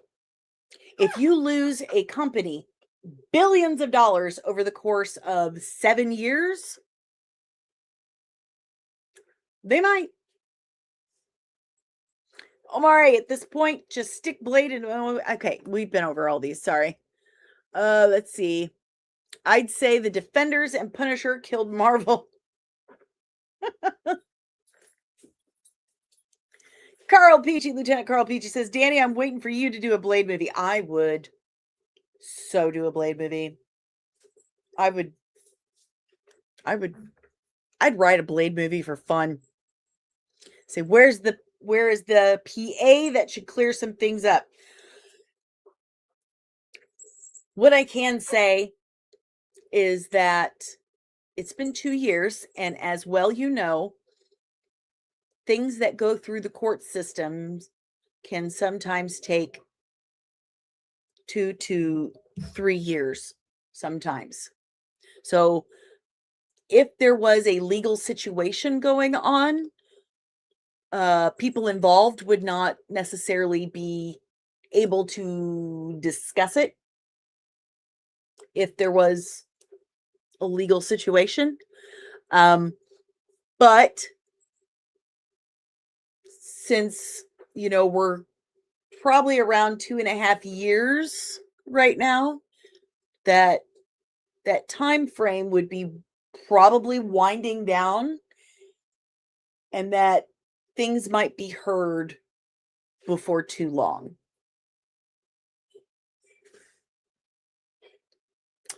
Maria. Wanting people fired is horrible. These people have families. So, say you go to McDonald's. Okay? You go to McDonald's and you order food. You ordered a double cheeseburger, large fry, and a drink. And, you pay your hard-earned money. You hand it over. And what you get is like a one patty, not really, like half frozen. Like they took a bite out of it. Chewy, stale fries, and warm soda. No ice. And this person, like, are you just going to eat it like that? First of all, is that you just going to eat it like that? I mean, you paid your hard-earned money for that. Just going to take it, just going to eat it. I'm going to say no. Like, if you say in the chat that, yeah, you're just going to take it and eat it, you're a liar, because you won't. You're going to do exactly what I would do. You're going to go up to that register and like, I'm not eating this. This is not what I ordered. You're either going to want your money back, or you're going to have them give you what you ordered, give you the hot, delicious meal that you paid for. Let's say that this person that did this to your food is doing this consistently, every single order. And it's not like it doesn't matter. They're doing this, whether it's willful or ignorance, it doesn't matter. They're unable to do this job. Some people got sick. Some people got sick from the meat not being cooked all the way. It's pissing people off. They're losing customers. They're losing money. This is happening all the time. That person's going to get fired. It doesn't matter if they have a family or not. They're going to lose their job. That is on that person.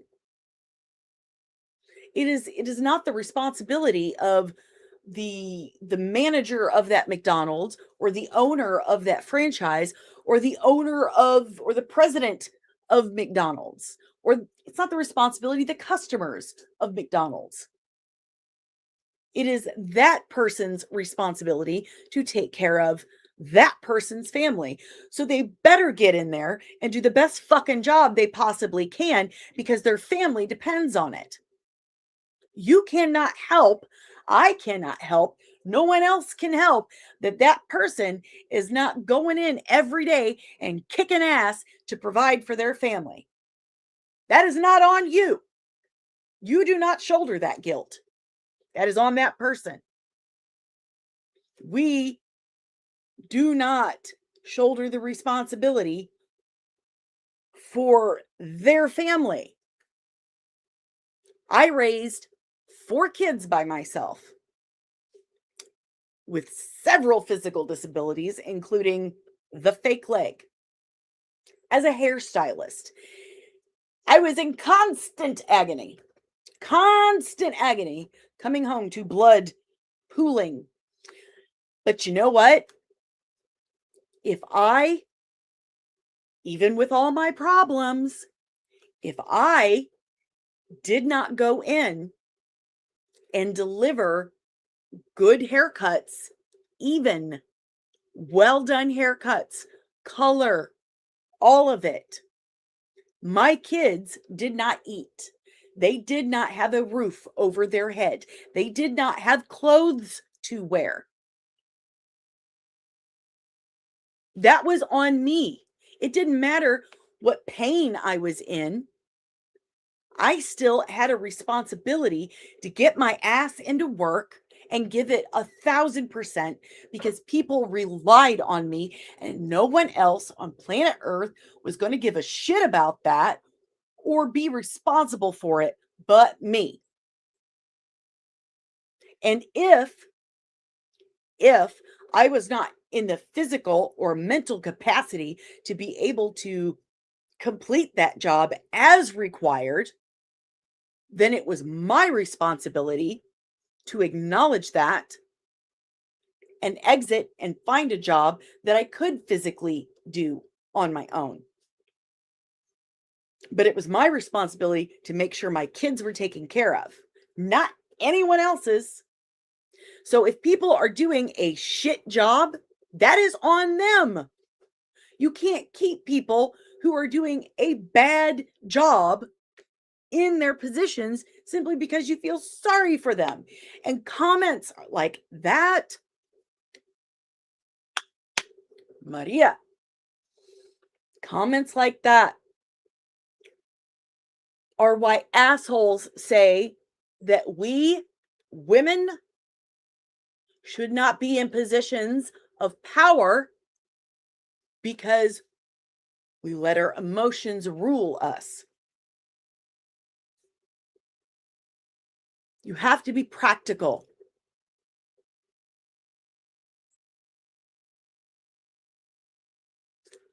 You have to be practical. James Gunn, especially Kevin Feige, have millions of fucking dollars. Their families are fine. They're fine. And also not our responsibility. And if they were so worried about the welfare of their families, if they lose their jobs, then they would be doing way better at them.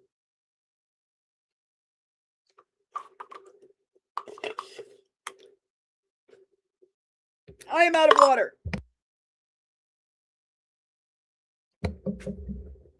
Oh, we have super chats. I'm going crazy and we have super chats. Holy shnikes, Batman! What? Hashtag Save Stargate, of course, has execs with egos causing issues. Thank you for the $50 super chat, by the way. My gosh. Not that complicated. Restoration of Martin Garrow's production, another concurrent series by team they want, plus movies, etc. Why cut the nose off to spite their face by annoying the fandom? Exactly.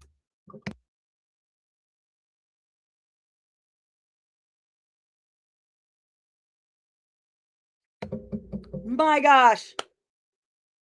Thank you so much. $50. My goodness. You need some stuff. What the hell are you doing? In the middle of my backswing? There's one. I'm Major Robert Thornburg. And you are?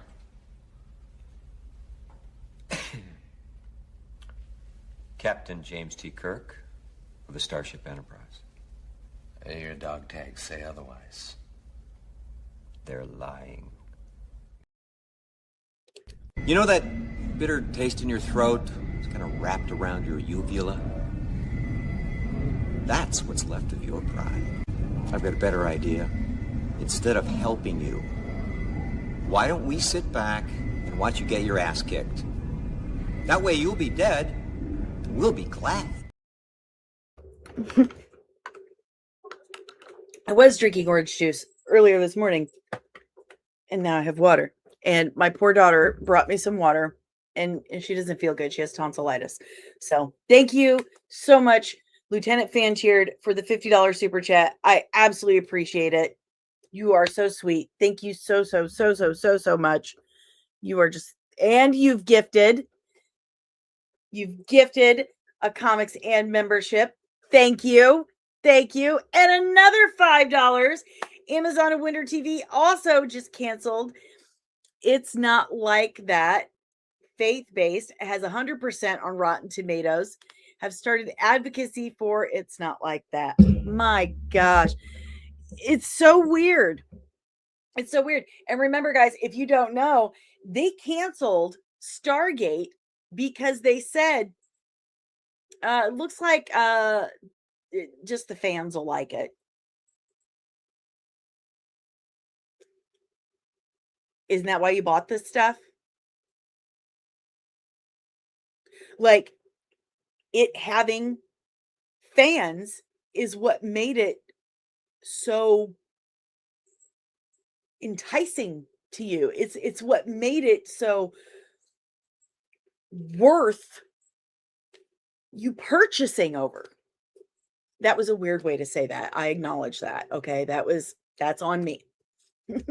But it feels like there is an intelligence gap when it comes to these higher executives now with Kevin Feige, Amazon, James Gunn, that they're not recognizing what is it about these IPs that made them so popular in the first place that Disney, that Warner Brothers, Amazon wanted to purchase them in the first place.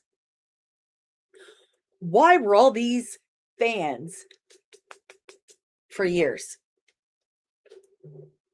Let's think about that. And here we are. We've got executives tearing apart shows that are practically finished for no fiduciary reason. That makes no sense. No sense whatsoever. Omega Gas Wiper says, Omega's Wiper. I'm sorry. Omega Swiper. Do it every time. Danny, I want to work on Blade. 35 movies. One is called Blood Allies with Both Blades. Oh.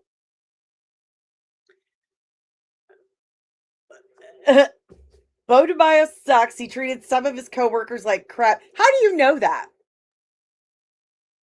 The current creator's done an excellent job. And who is the current creator? Who is the current creator on X-Men 97? Can you tell me their name, Maria? Can you? Because who is it? They brought in Larry Houston from the original animated series. And they're, from what I've been told by my source that emailed me this weekend, they're using him as a human shield. They're using him as a human shield. They're using him as a scapegoat.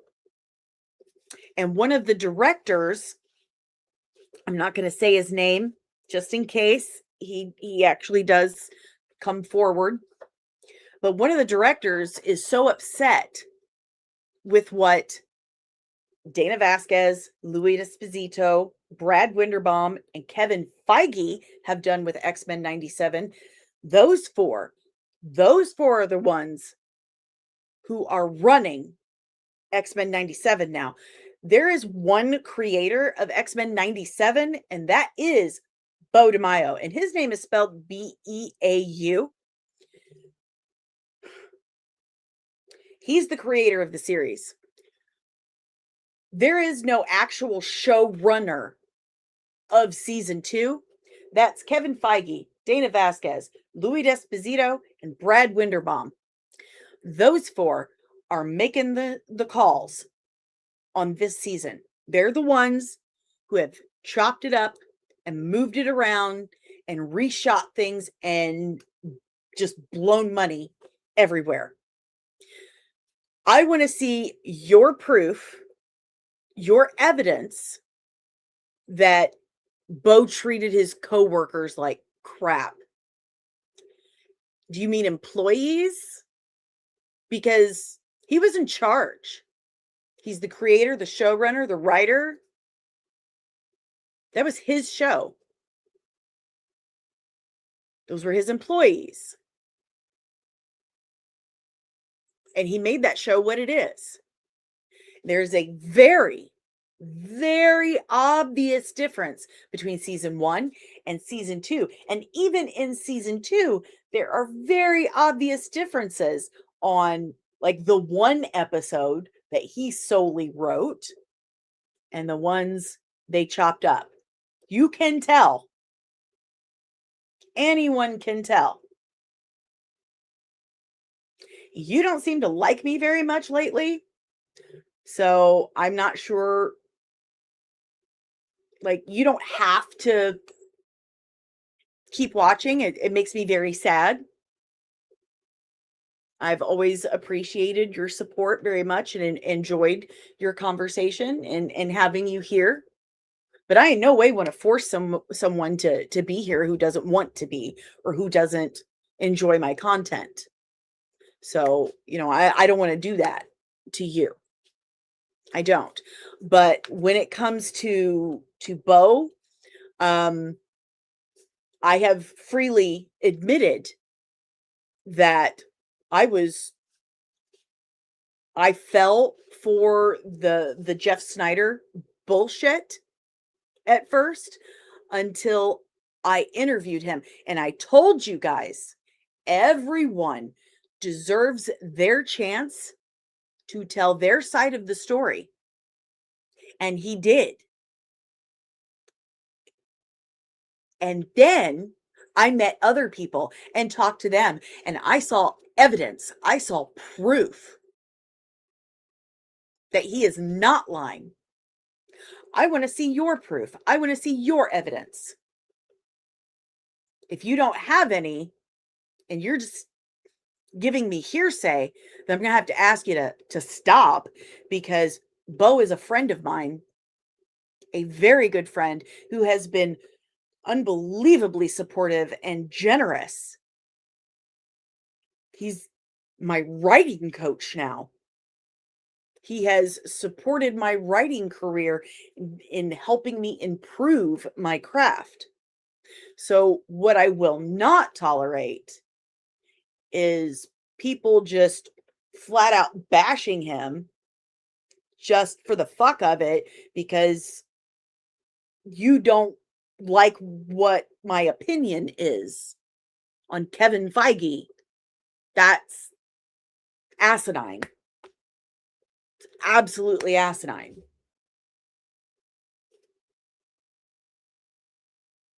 So I'm sorry if that upsets people, but I would die on that hill for Caro as well.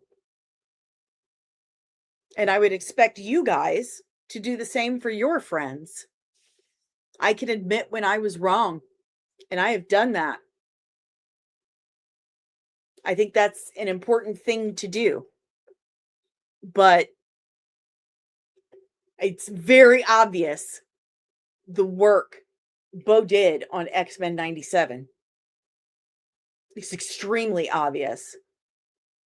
And for someone who literally just said 5 minutes ago, people have families. Why do you want him fired? Now you're like, no, Bo sucks. But it's okay for him. You're being very hypocritical. So, no thank you. No thank you. Busy morning was gonna say. Did he get it? Did Omari get it? Did Omari get it? Oh, Blue got it. Blue got a membership. Welcome, Blue. Welcome, Blue. Let me get you. Receiving incoming transmission. Receiving incoming transmission. Nerdling Army clearance approved. Access granted. Welcome, nerdlings. All right. So I knew I was insulted after episode 4. Straight leeches. I'm telling you, episode 4 was just like amazing. Even my husband Dave, like, you guys know, he is not a nerd. He could give two shits. Like, he does not care. And he was like, this is incredible. Like, if more superhero stuff, God bless him. God bless Dave. He was like, if superhero stuff was like this, I would have really gotten into it when I was a kid. And I was like, this is X-Men, dude. Like, welcome to X-Men. Welcome. Welcome. Oh, thank you guys. I gotta stick to this stuff. Just get angry and yell. Like, I'll try. I don't think I can do it all the time. What? Fan shared gifted another 5 comics and memberships. What? And $2 Wonder TV. Okay, got it. But and another 5 freaking memberships. You got to be kidding me. That is crazy. Thank you so much. Oh my gosh.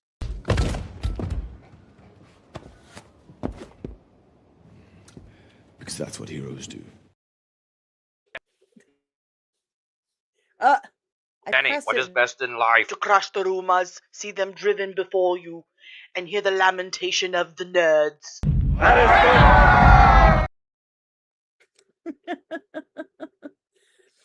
Oh gosh. There you go. Like I said, now I'm drinking water. I don't know, man. Like, she leaves, I don't know.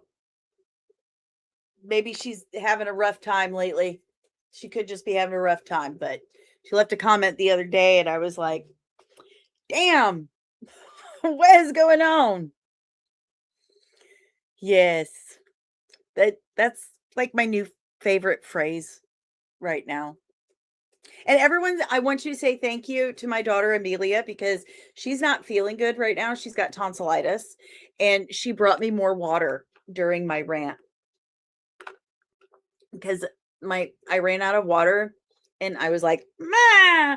and my throat got dry and started sticking together, and she was really sweet and brought me water, and she was like, "Remember, I have tonsillitis and I brought you water." She's the best. Say, who was the okay, that was Victoria Alonso. And that was that was because she was running off all the VFX houses. She claims it was because she was a lesbian, and then she said it was because she went and did this other movie, but it's not true. It's because she was playing Kingmaker with all the VFX houses, and she ran off All of them. They had 25 VFX houses working on Ant-Man and the Wasp: Quantumania, and they all quit. And they had to cut 11 scenes, 11 action scenes from Ant-Man and the Wasp: Quantumania. That's a lot. It changed the whole movie. So they lost money because of her. So that was a problem. Yeah, I should get her some ice cream. I really should. Mike has bad knees. How you doing, pal? I'm getting ready to wrap up. Get up, Pete. Oh, I'm going to tell her. Oh, thank you for the $2 super chat, Lieutenant Fan Cheered. I'm going to actually take pictures of both of these and send them to her so she can see that oh my God, I have so many text messages. Oh my gosh, what is this?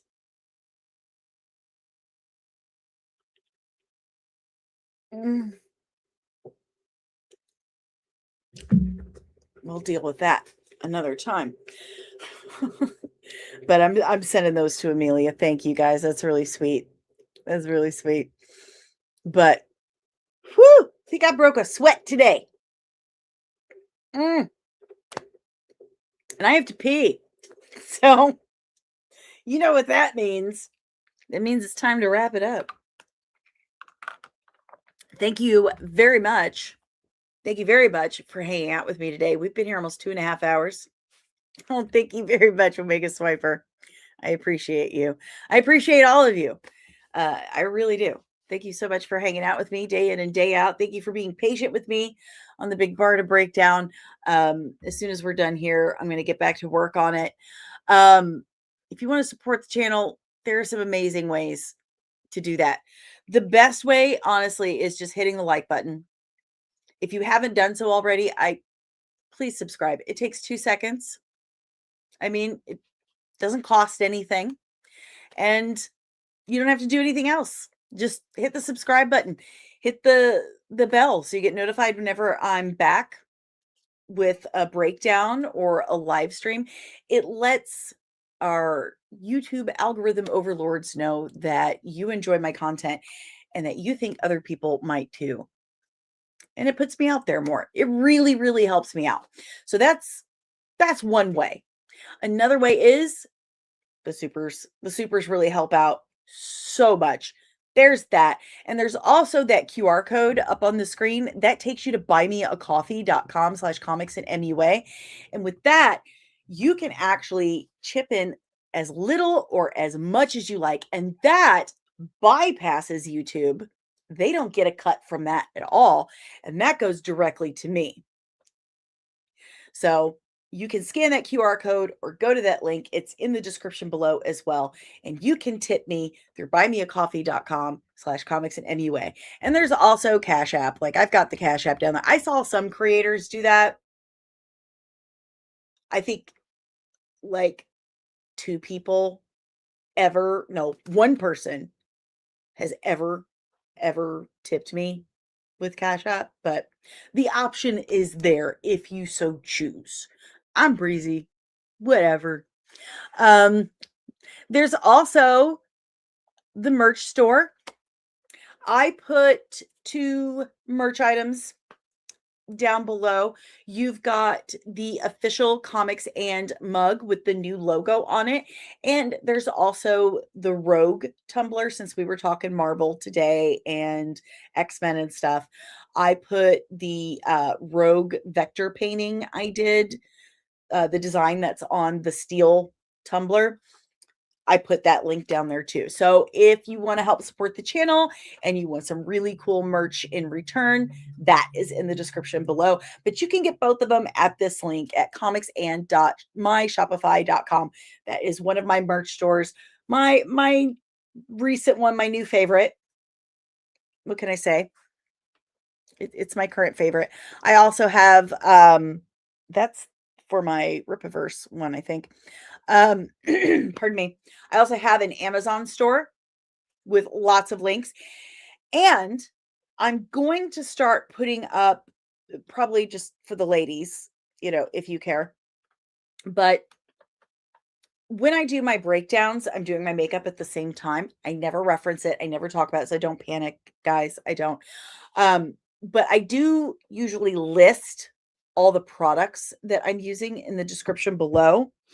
But I think what I'm going to start doing is making a list on my Amazon storefront, like an actual folder that says like Psylocke or Big Barda.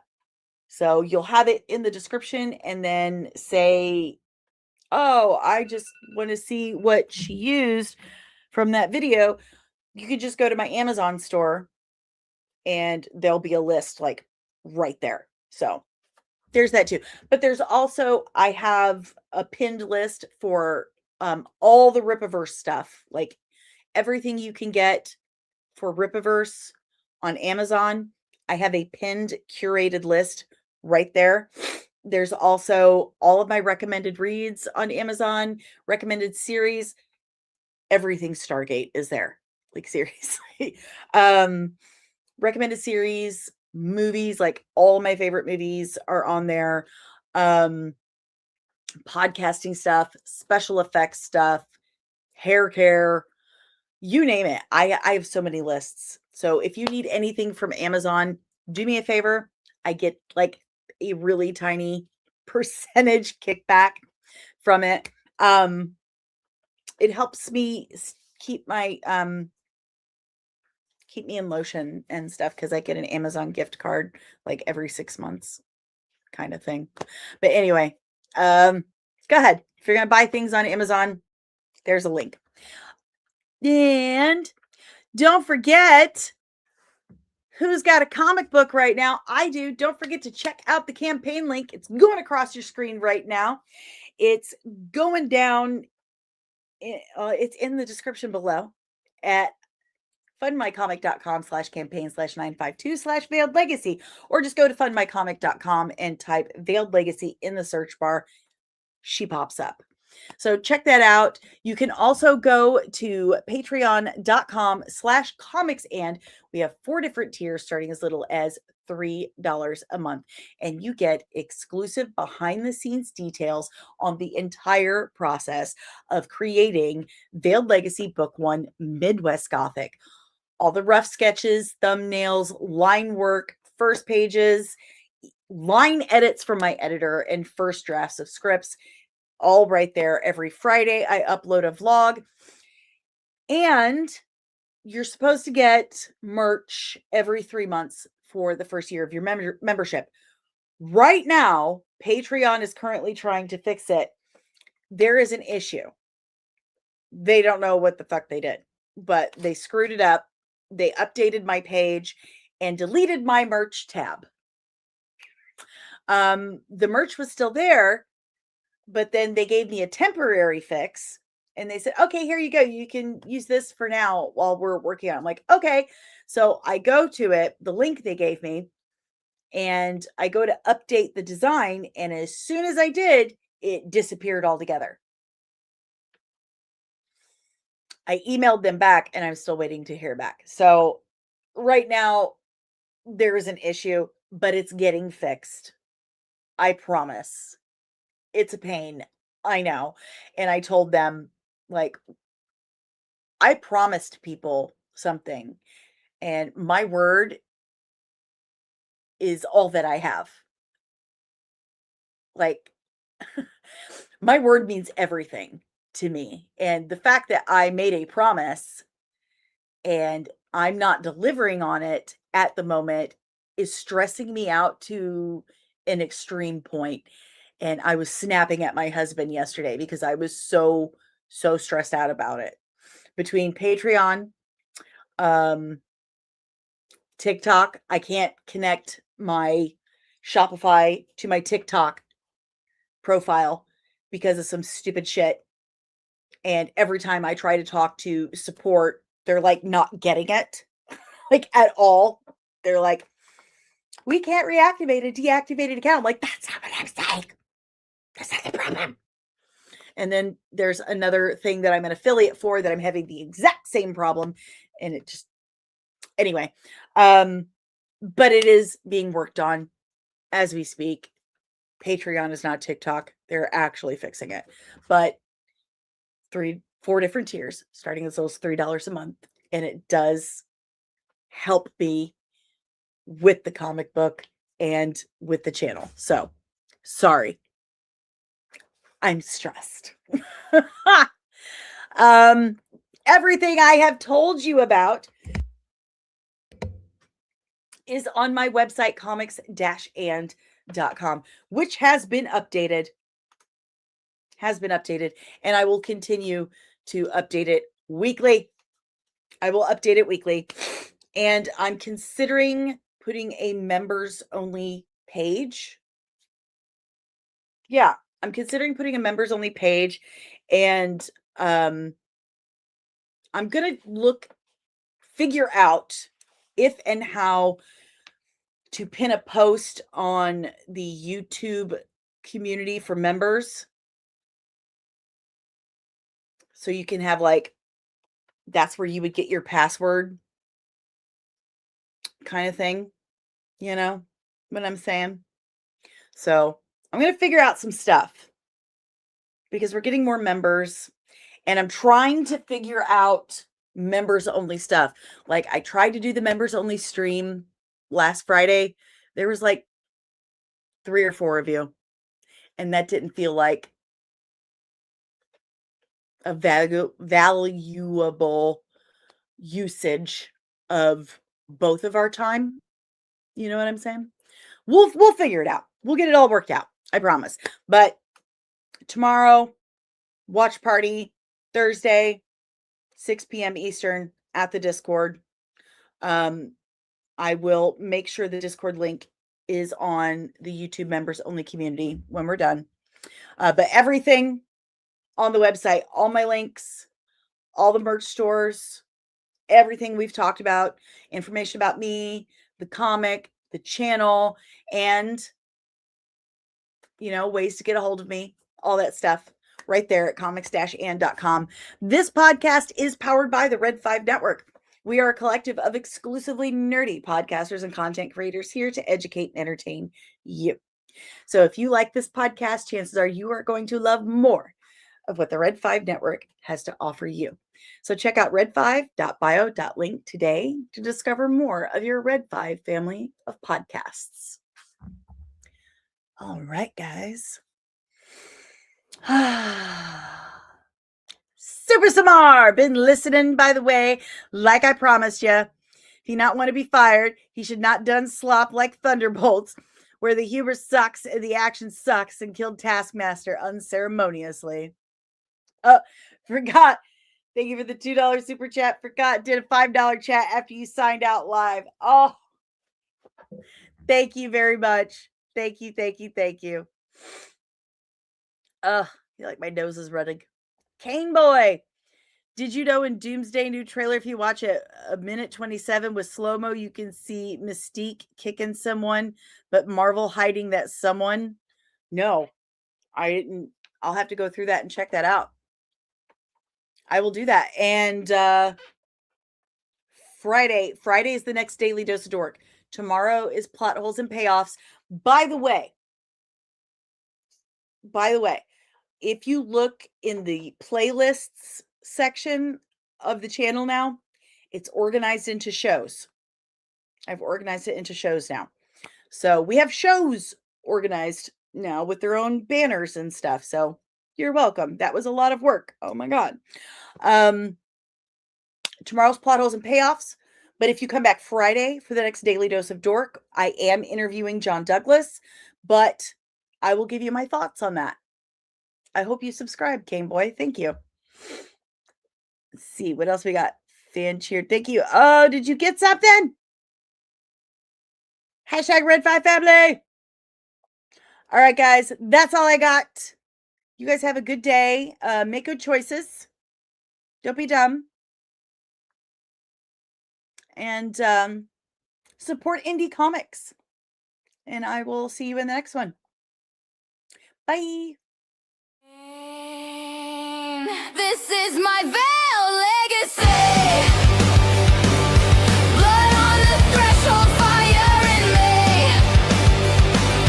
Sunlight cuts, but I don't break. You took my past, I'll take your fate. I lost everything that night, but I'm still standing on my feet. You made me into something strong. Now you answer to me. Whoa, na na na na na na na na. Disney and Kathleen Kennedy are gonna get you.